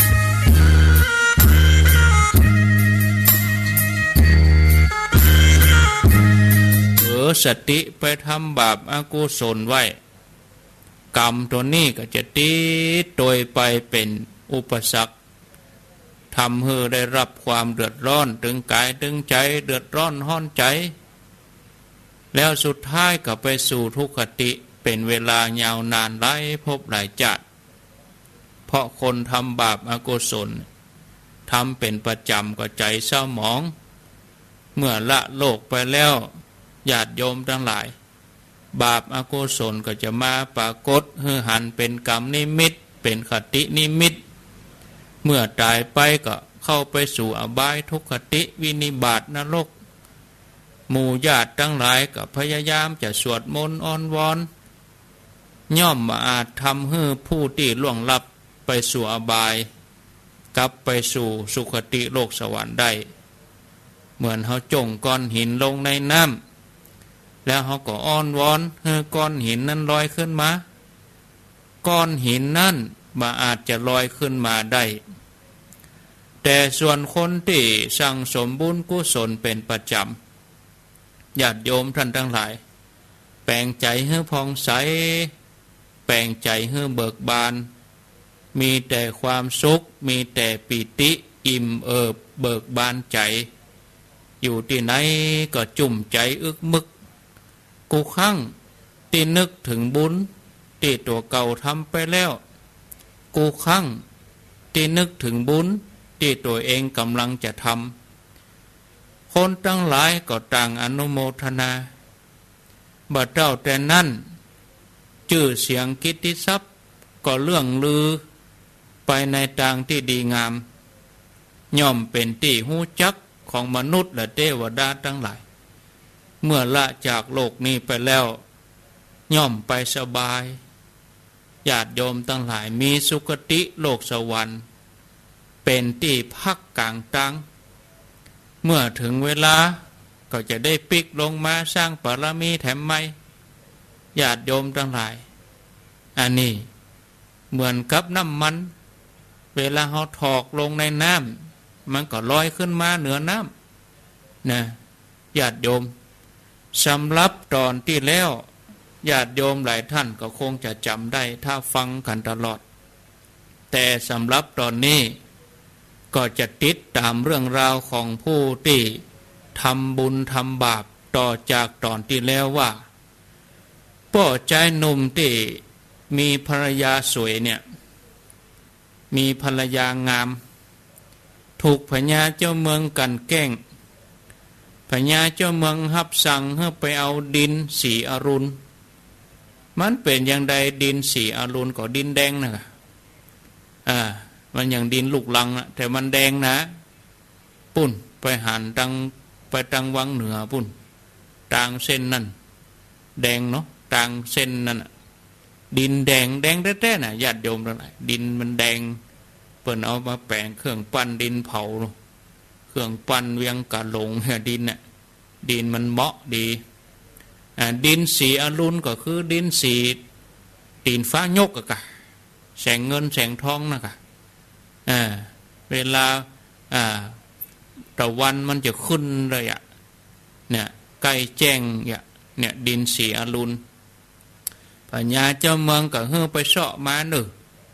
แล้วก็เอาดอกบัวสีแดงปิกมาเฮือตันก่อนตะวันตกดินถ้ามาอันจะมีความผิดป่อใจคนนี้ก็เดินทางตั้งแต่เจ้ามืดเนาะเมื่อไปถึงสะโปกครณีก็มีอมนุษย์ก็คือที่บ่ใจคนนะจะเป็นผีเสื้อสมุทรกาเนาะที่รักษาสะโปกครณีก็หันเข้าใส่ก็เกิดความกรุณาแปลงกายเป็นมนุษย์เข้าไปหาสอบถามเรื่องราว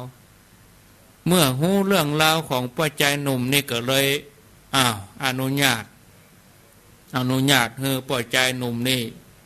เข้าไปเอาดินสีอรุณแล้วก็เอาดอกบัวสีแดงเอาเตอะตามใจนึกเมื่อได้สิ่งที่ต้องการแล้วป้าใจหนุ่มนี่ก็กลับทันทีจนมาถึงประตูเมืองกะ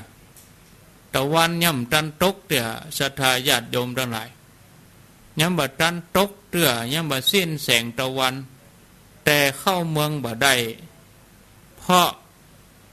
พญาเจ้าเมืองสั่งปิดประตูเมืองก่อนเวลานี่เมื่อเข้าเมืองบ่ได้ก็เที่ยววนเวียนอยู่กะวนกะวายใจเนาะบ่ใครม่วนแล้วขณะนั้นเองท่านผู้ฟังญาติโยมพ่อใจหนุ่มนี่ก็เหลือบเข้าไปหันใส่ลานบ่าวของพ่อกาที่โดนเสียบบนหลาวใกล้ประตูเมืองน่ะก็เลยเข้าไปทักทายเล่าเรื่องตัวเองให้ฟัง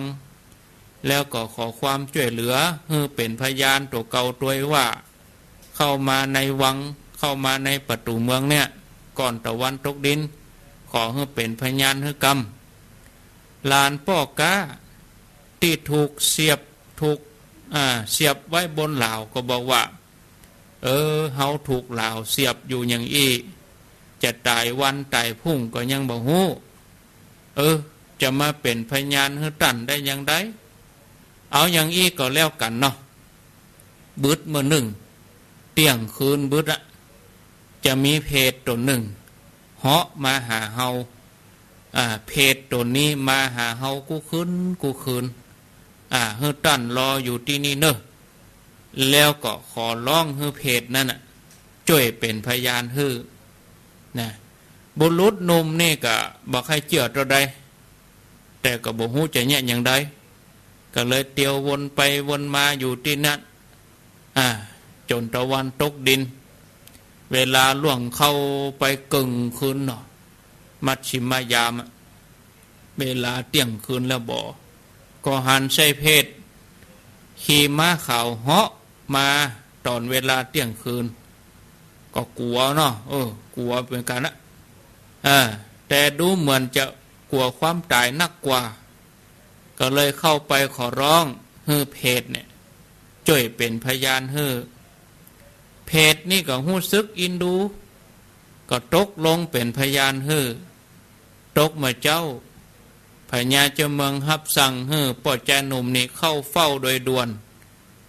แล้วพญาเจ้าเมืองก็ตรัสว่าเจ้านี่ฝ่าฝืนอาญาลูนี่เพราะฉะนั้นจะถูกลงทันนะป่อแจหนุ่มนี่ก็ชี้แจงว่าตัวเก่าเนี่ยมาก่อนตะวันตกก่อนหรอแต่ประตูเมืองนี่ปิดก่อนเวลาเนี่ยเฮือตัวเองเข้าเมืองบ่ได้พญาเจ้าเมืองก็ถามว่าถ้าอย่างอันมีพยานก็เนี่ยอย่างมันต้องมีพยานนะเขาก็กราบทูลพญาเจ้าเมืองว่ามีพระเจ้าข้ามีเพศป่วยตัวอยู่ตนหนึ่งมาหาลานเบาที่ถูกเหล่าเสียบอยู่ที่ปากประตูเมืองจะเป็นพยานให้ข้าพระองค์ได้ปัญญาเจ้าเมืองว่าแล้วเขาจะเชื่อเจ้าได้อย่างใดปัจจัยหนุ่มนี่ก็ว่าขอเดชะถ้าอย่างอันวันนี้ประมาณเที่ยงคืนขอเชิญเสด็จพระองค์มาพิสูจน์คืนนั้นปัญญาเจ้าเมืองพร้อมกับหมู่อำมาตย์แล้วก็คนทั้งหลายกับปัจจัยหนุ่มคนนี้ก็มาพิสูจน์ความจริงเมื่อถึงเวลาเที่ยงคืนเพศเปื่อยกายก็ได้ขี่ม้าขาวมาปรากฏถึงหันมาเข้ามาหาหลานที่โดนเสียบที่เหลาฮะนะแล้วก็บอกว่าเจ้าหลานฮักเจ้าจงมีชีวิตอยู่ต่อไปเถอะการได้มีชีวิตอยู่เป็นมนุษย์เนี่ยดีเลิศประเสริฐนักแลพญาเจ้าเมืองก็ถามเพศว่าผู้ที่ถูกเสียบเหลาอยู่เนี่ยบ่มีญาติมิตรมาเยี่ยมเลยเพราะญาติมิตรทั้งหลายเนี่ยปากันละทิ้งเขาไปหมดเขามีร่างกายเปื้อนไปด้วยเลือดมีเลือดไหลยดเหมือนหยาดน้ำค้างนอนบนเหลาเนี่ยอย่างอี้จะตายวันตายผู้ก็บ่ฮู้เป็นจะได้ท่านถึงบอกคนที่ไร้ญาติขาดมิตรว่ามีชีวิตอยู่ต่อไปเพศนี่ก็ทูลพญาเจ้าเมืองว่าข้าแด่มหาราชบุรุษผู้นี้บ่ใจไผอื่นบุรุษผู้นี้ที่โดนเหล่าแต่งหลังไว้เนี่ยเสียบไว้เนี่ยเป็นหลานแท้ๆของข้าพระองค์เองข้าพระองค์มีความกรุณาต่อหลานขออย่าให้หลานบ่าวคนนี้ด่วนไปนรกเลยเพราะเขาเป็นคนขโมยทรัพย์สินของคนอื่นตายแล้วต้องไปตกมรณก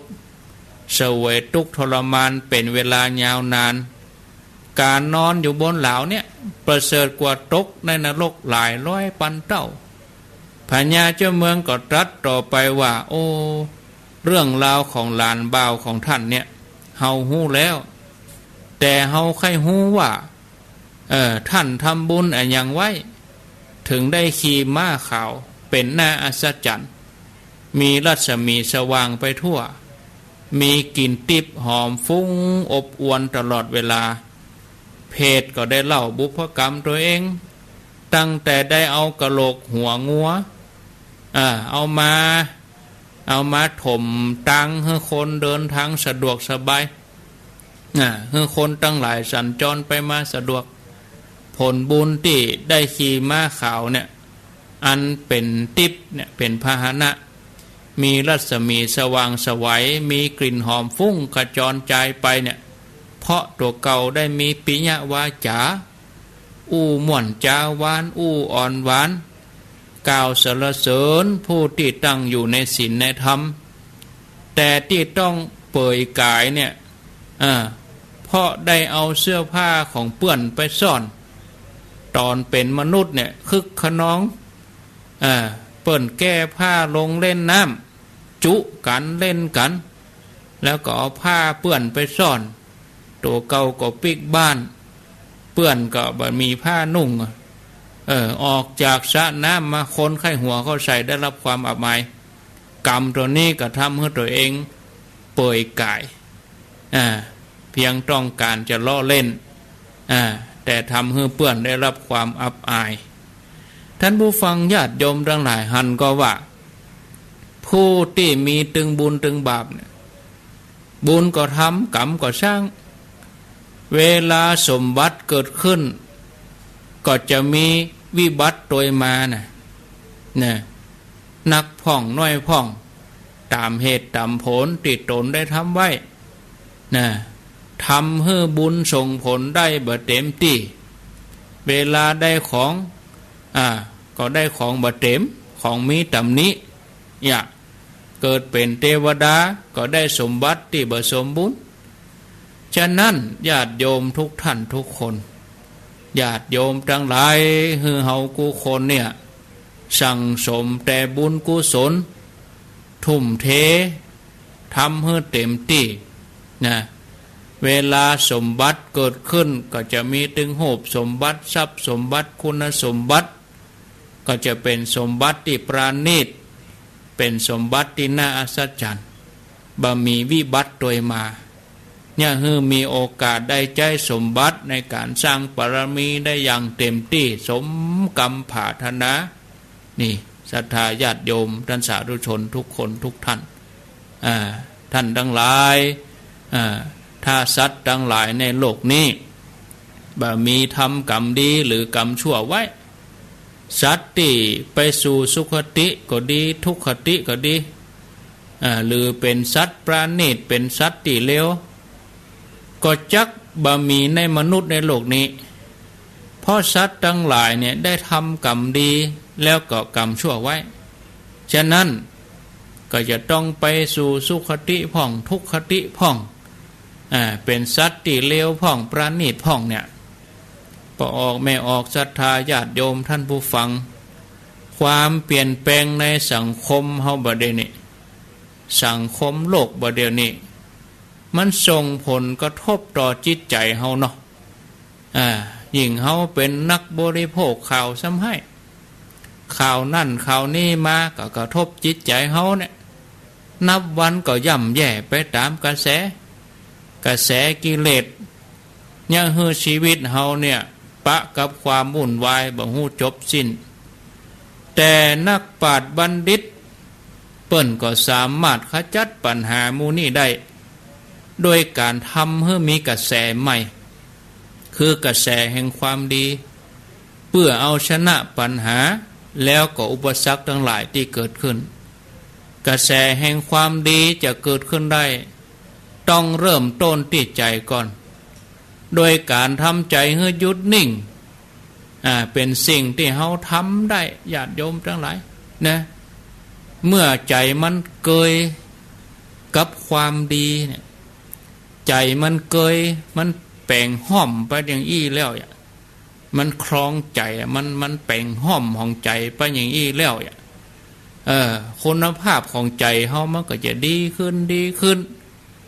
เมื่อคุณภาพของใจมันดีก็เหมือนกับใจที่มันสะอาดเหมือนอากาศที่เฮาหายใจนี่เฮาก็ต้องการอากาศบริสุทธิ์เฮาก็เลยต้องเสาะต้นไม้มาปลูก บางทีอย่างคนที่เปิ่นอยู่คอนโดอยู่ตึกก็ยังเสาะต้นไม้มาพุกมีหลายที่แล้วต้นไม้อยู่บนตึกปุ่นอันนี้เขาก็สร้างบรรยากาศขึ้นมาธรรมชาตินี่เปิ่นสร้างสรรค์นะอันนี้คือเขาต้องสร้างคุณภาพของใจอากาศที่เขาหายใจเข้าไปนี่ก็เหมือนกันมันก็ต้องบริสุทธิ์สะอาดใจเฮาถ้ามันบริสุทธิ์สะอาดมันดีขึ้นเนาะความคิดก็ดีกรรมอู้ก็ดีการกระทำก็ดีมันก็ต้วยกันไปเป็นขบวนดีกันไปเป็นขบวนตัวเฮาดีลูกเต้าดีพ่อแม่ดีครอบครัวดีชุมชนดีสังคมดีบ้านเมืองก็ดี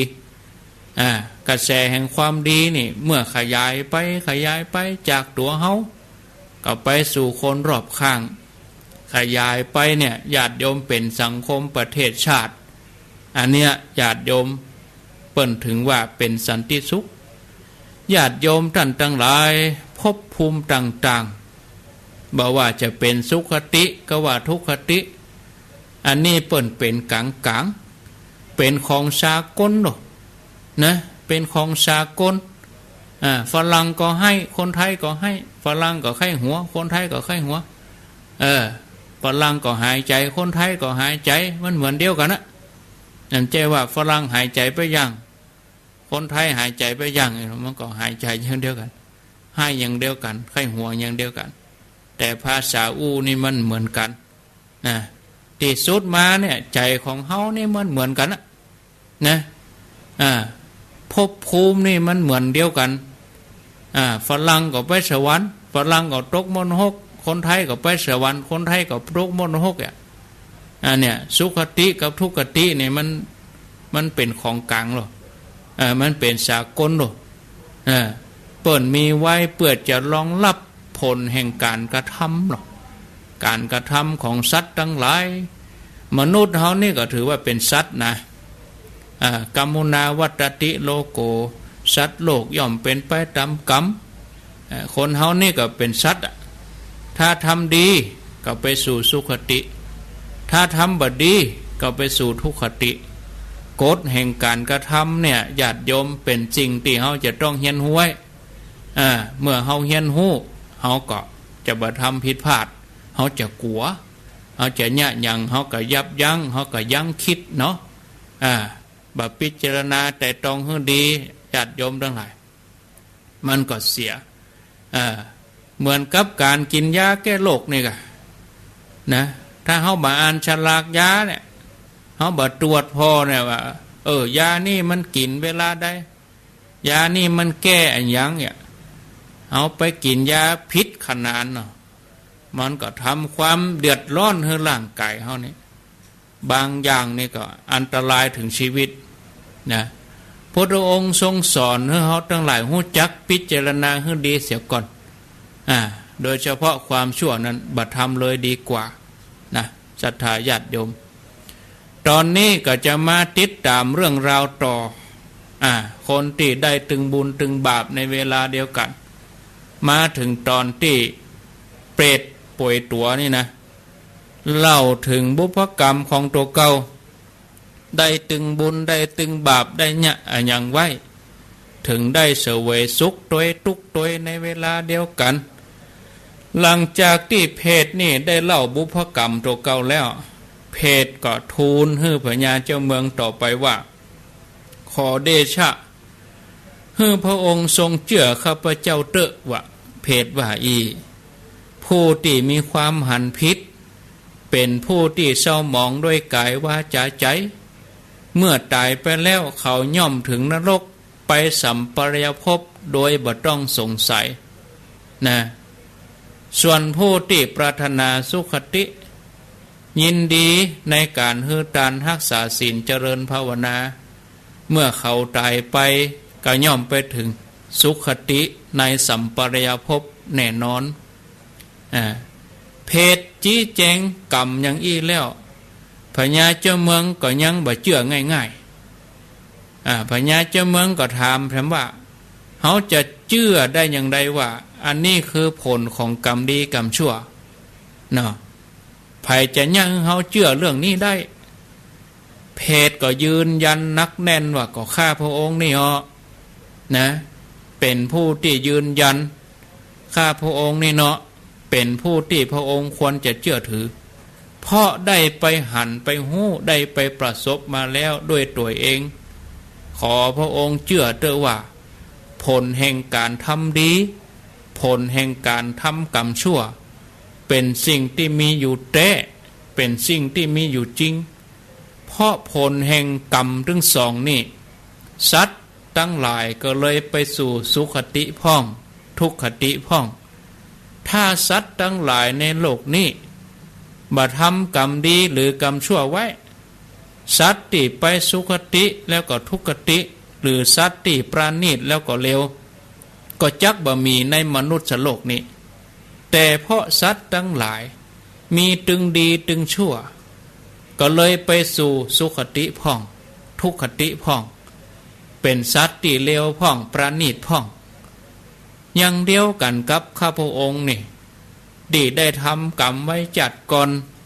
ก็เลยเป็นเหตุให้ต้องมาเป็นเพศนี่เนี่ยเนาะยังบ่มีผู้ใดทำบุญถวายผ้านุ่งห่มแด่สมณพราหมณ์แล้วอุทิศบุญมาให้ข้าพระองค์ก็เลยยังต้องเป็นเพศที่ป่วยตัวอยู่นี่เหมือนที่พระองค์ได้หันอยู่นี่นะเมื่อได้ฟังกรรมยืนยันอย่างนั้นญาติโยมทั้งหลายมานึกตอนนี้เดี๋ยวขั้นเวลาเล่ามาถึงตอนนี้ก็ยังนึกถึงธรรมลัยโพธิโลกธรรมลัยโพธิโลกนี่เปิ้นว่าเตปะมาลัยไปสู่นรกนะเพื่อจะยกยั้งผงเพศไปสู่เขตอาบัยยมพิบาลหันแล้วก็ไปไฟที่นี่เปิ้นไปเอี่ยวมนรกหันสัตว์นรกก็สั่งกรรมเมื่อบอกเจ้าเมืองนอกจุมปูขออินดูหมู่ฆ่าอีโลขอสั่งกรรมมาหาเฮ้ได้กินได้ทานให้เขาพ่องนะเพศบางตัวนี่อยู่ในสภาวะบ่ได้รับก็ต้องรอคอยเทวบุตรเทวดาเอาข่าวบุญนี่ไปบอกเหมือนเปิ้นอ่านชื่อนะกะมากองนั่งหันก็งอกแกงเปิ้นอ่านชื่อเอานายนี่นายนั่นนางนี่นางนั่นญาติเยี่ยมใจจื่นแล้วหรอเตียวออกมาจื่นใจเรานี่ศรัทธาญาติโยมเป็นอีหรออันนี้ญาติโยมเฮาได้ทานอย่างเตื้อก็ทำเนอะเดือน12นี่ไปถึงเดือน12ดับนะไปถึงเดือน12ดับปุ่นทำบุญอุทิศกุศลเพศที่ป่วยตัวนี่เขาแค่ได้อย่างญาติโยมว่าที่ป่วยตัวเนี่ยบ่มีเสื้อผ้าเนี่ยต้องมีคนตานผ้านุ่งห่มแก่สมณะก่อนนะอย่างเฮาตานผ้าไตรจีวรอย่างผ้าอาบน้ำฝนผ้าจำน้ำวัดสาอย่างกะนะญาติโยมนะ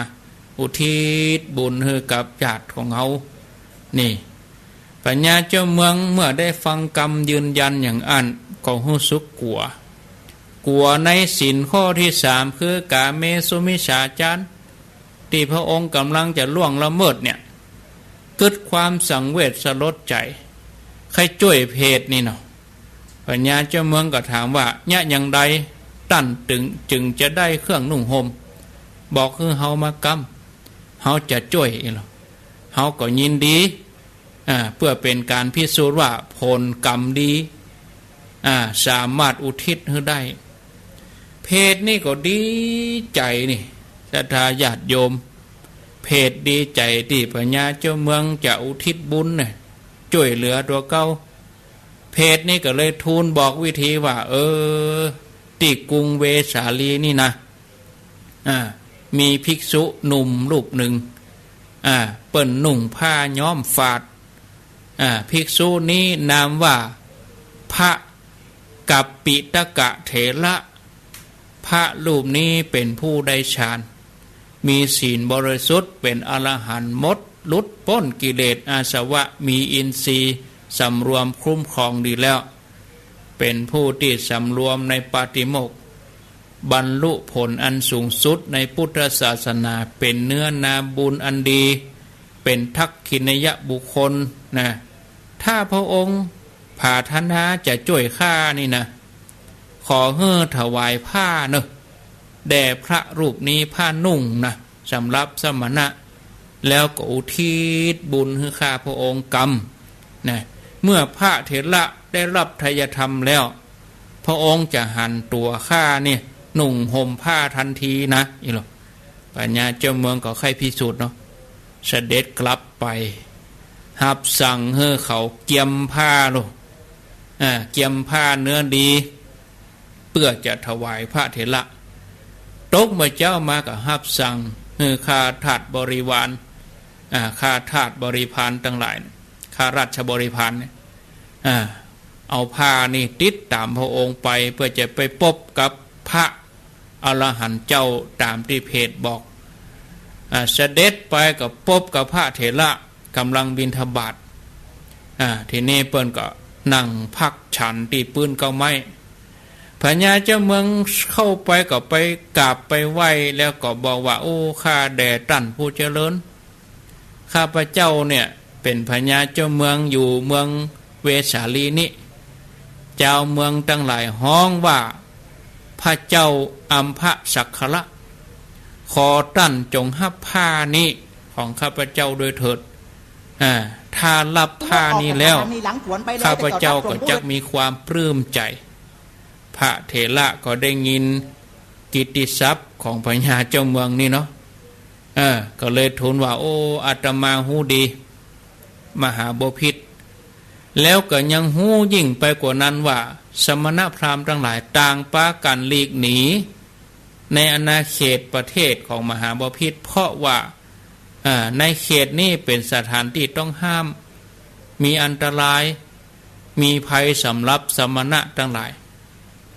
พระองค์เบียดเบียนบรรพชิตบ่เคยส่งเสริมสมณะทั้งหลายท่านเป็นคนตรณีบ่ยินดีในการต้านแต่วันนี้แปลกใจเป็นจะใดถึงจะนาถวายผ้าแก่อาตมานี่หรอพญาเจ้าเมืองก็รู้สึกสลดใจที่สมณะทั้งหลายปากันเตลิดเปิดเพิงหนีไปหมดเพราะใจอันเป็นบาปกุศลทีนี้ก็บอกว่าโอ้ข้าแด่พระคุณเจ้าโยมก็ขอสารภาพผิดที่ไปเบียดเบียนนะตามที่พระคุณท่านอู้มาก็จริงแต่โยมมีความประสงค์จะล้อเล่นต่ออันบ่ได้มีจิตประทุษร้ายแต่ถึงอย่างอันกรรมชั่วช้านี้โยมก็ได้ทำไปแล้วขอท่านโปรดอโหสิกรรมงดความผิดตั้งหลายแก่โยมกรรมเนาะอันเนี้ยญาติโยมทั้งหลายเมื่อสารภาพแล้วพญาเจ้าเมืองก็เล่าถึงเหตุการณ์ที่เพจแนะนำให้เอาผ้ามาถวายทานแล้วก็ยกเนาะยกจบเกาจบหัวโยงขึ้นเหนือศีรษะทรงสำรวมนึกถึงเพจที่ป่วยตัวนั่นนะแล้วก็อุทิศบุญกุศลว่าข้าแด่พระคุณเจ้าขอทักษิณาทานนี้จงสำเร็จแก่เพจนั้นสำเร็จแก่เปรตตัวนั้นเนี่ยส่วนเปรตนี่ก็เมื่อได้รับบุญที่พญาเจ้าเมืองอุทิศให้นะญาติโยมทั้งหลายเมื่อได้รับแล้วจะเป็นอย่างไรเฮาก้อยมาฟังวันพุกพระประเด็นนี่มัน40แล้วลูกเนาะเพจได้รับแล้วเนี่ยจะเป็นอย่างไรเรื่องราวจะจบลงอย่างไรก็ลงวันพุกนะวันพุกต้องจบถ้าบ่จบต่อสัปดาห์หน้านี่กลัวพลาดบ่ได้มาเล่าก็มันบ่จบมาขำใจคนเฒ่าเนาะจากเรื่องที่เล่าตอนนี้ญาติโยม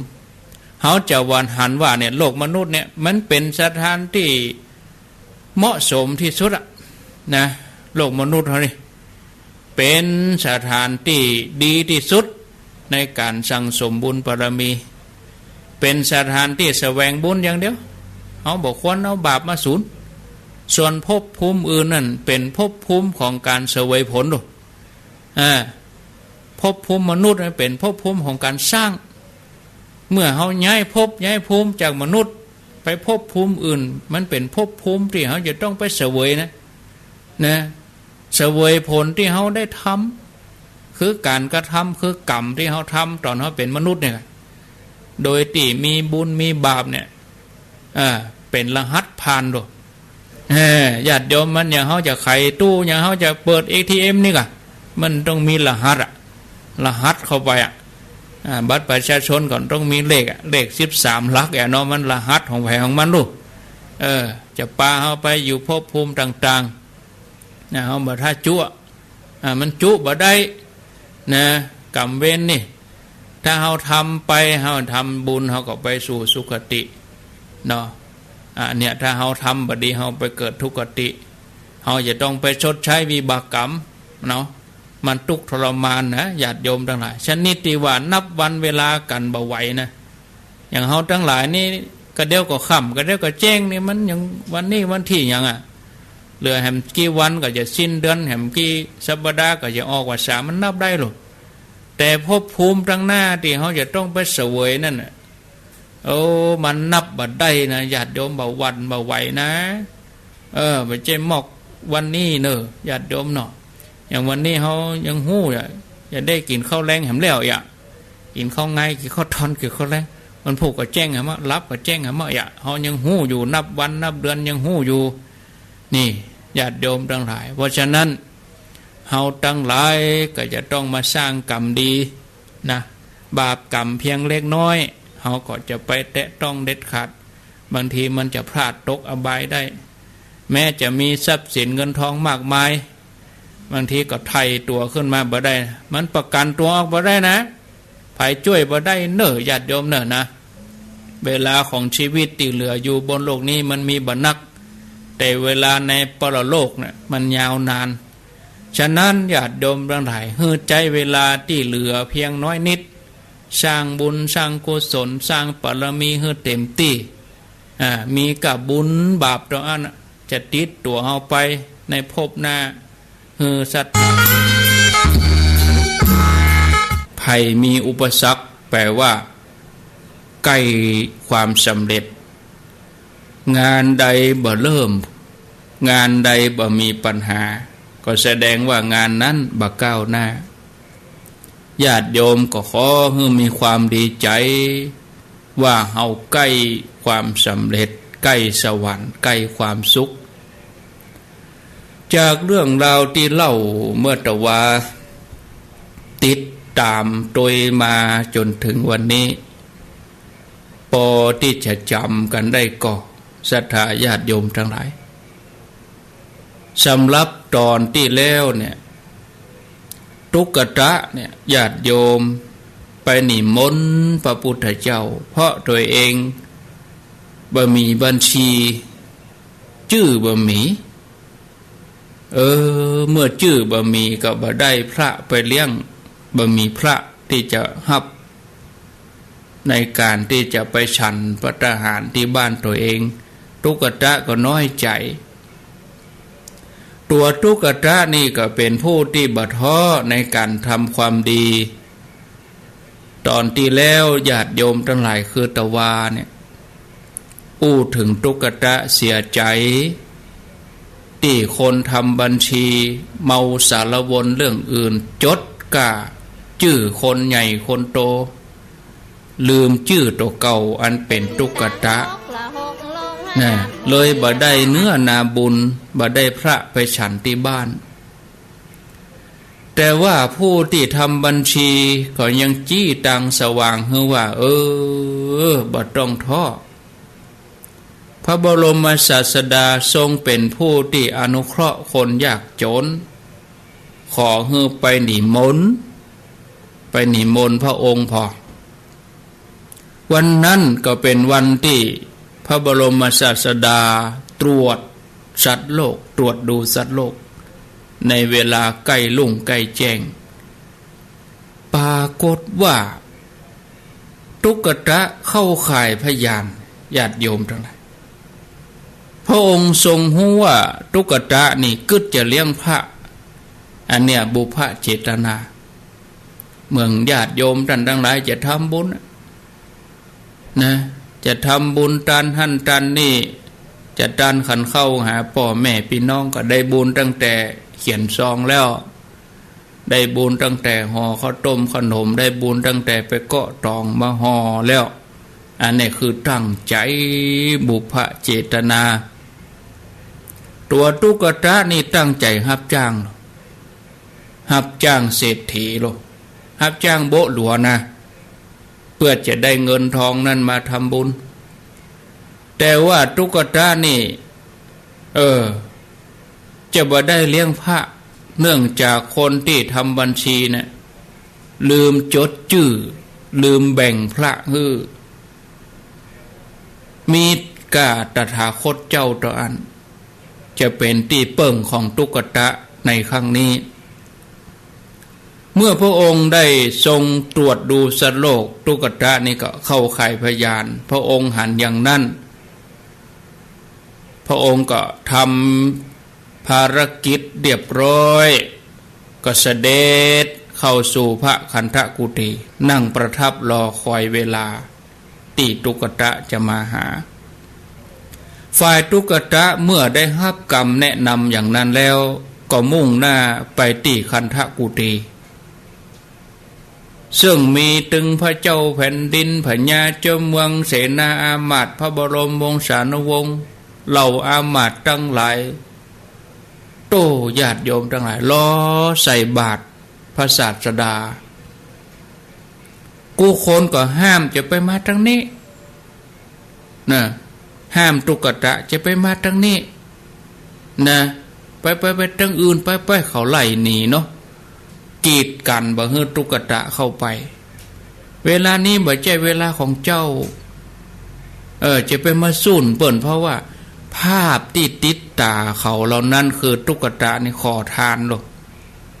เขาก็นึกว่าตุ๊กตานี่มาขอทานก็ไล่เหิบไปทางอื่นไปบ่ใช่เวลามาขอทานไปออกไปก่อนไปเปิ้นจะกินจะทานจะไปมาสุ่นเนี่ยจะทายาติโยมน้อยใจหนึ่งบ่พอน้อยใจสองเข้าไปแถมโอ้เขาอย่ามาดูถูกข้าอันข้าเป็นคนตุกดูถูกแตะดูถูกว่าเนาะเวลาผ่านไปญาติโยมทั้งหลายนะเคยหันแต่ว่ามารอรับอาหารที่เหลือจากพระฉันแล้วตุ๊กตาก็บอกว่าที่ข้ามาเนี่ยข้าบ่ได้มาขอทานข้าบ่ได้มาขออาหารบ่ได้มาเอาเข้าก้นบาตรแต่ที่ข้ามาเนี่ยข้ามาเพื่อจะถวายบังคมพระศาสดาขอไหว้ขอสาพระพุทธเจ้าว่าแล้วญาติโยมทั้งหลายตุ๊กตานี่ก็ซบหัวลงที่ธรณีประตูเอาหัวมอบไปที่ปากประตูนะไหวก็งอบญาติโยมลองนึกภาพพอเด้อลองนึกภาพพอโอ้ก็เดียวทหารตั้งหลายหันอย่างอันก็มักกำแขนลากเนาะจะเอาออกไปหรือจะไปมาอยู่นี่เดี๋ยวพระองค์พุทธเจ้าจะมานี่นะตุ๊กตาเนี่ยก็กราบทูลเสียงดังว่าผู้ที่ยากจนกว่าข้าพระองค์ในเมืองนี้บ่มีแถมแล้วบ่มีแถมแล้วพระเจ้าข้า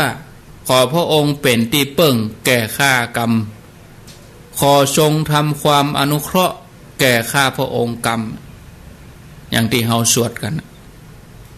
อนุเคราะห์แก่คนยากทั้งหลายที่เฮาสวดกันนะญาติโยมเหมือนญาติโยมเขาสวดเวลาเฮาแปลทรงอนุเคราะห์แก่ผู้ยากทั้งหลายอันนี้ญาติโยมทั้งหลายธรรมดาขององค์พระสัมมาสัมพุทธเจ้าพระองค์บ่เลือกชั้นวรรณะอนุเคราะห์คนทุกชนชั้น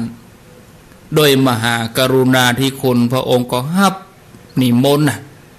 โอ้ศรัทธาญาติโยมฮับอาราธนาตีตุ๊กตานิมนต์เสร็จแล้วก็เอาบาตรยื่นหื้อตุ๊กตาญาติโยมเนาะหมายความว่าถ้าพระองค์เอาบาตรยื่นหื้อไผ่ก็พระองค์บ่ฮับเข้าบาตรคนอื่นแล้วตุ๊กตาก็ฮับบาตรด้วยความดีใจเสมือนนึงว่าตัวเองเนี่ยได้ฮับเกียรติโอ้เสมอกับมหาสมบัติอย่างดีโอ้ญาติโยมมาถึงตอนนี้โอ้น้ำตาถึงสองมันไหลออกมาโดยที่บ่ฮู้ตัวนะ พระพุทธเจ้าเอาบาตรยื่นให้โอ้ปีติยินดีน้ำตาไหลออกมาเนี่ยญาติโยมทั้งหลายแม้บรรดาพญาเจ้าเมืองเสนาอามาตย์ทั้งหลายอ้อนวอนเอาบาตรมานี่ก่อนนะเอาบาตรมานี่นะขอต่อรองขอซื้อบาตรด้วยราคาเป็นหลายพันหลายหมื่นแสนก็บ่ขายตุ๊กตาบ่ฮื้อนะเพราะตุ๊กตาเป็นผู้มีปัญญาหันว่าบุญต่ออันจะเป็นสมบัติติดตัวไป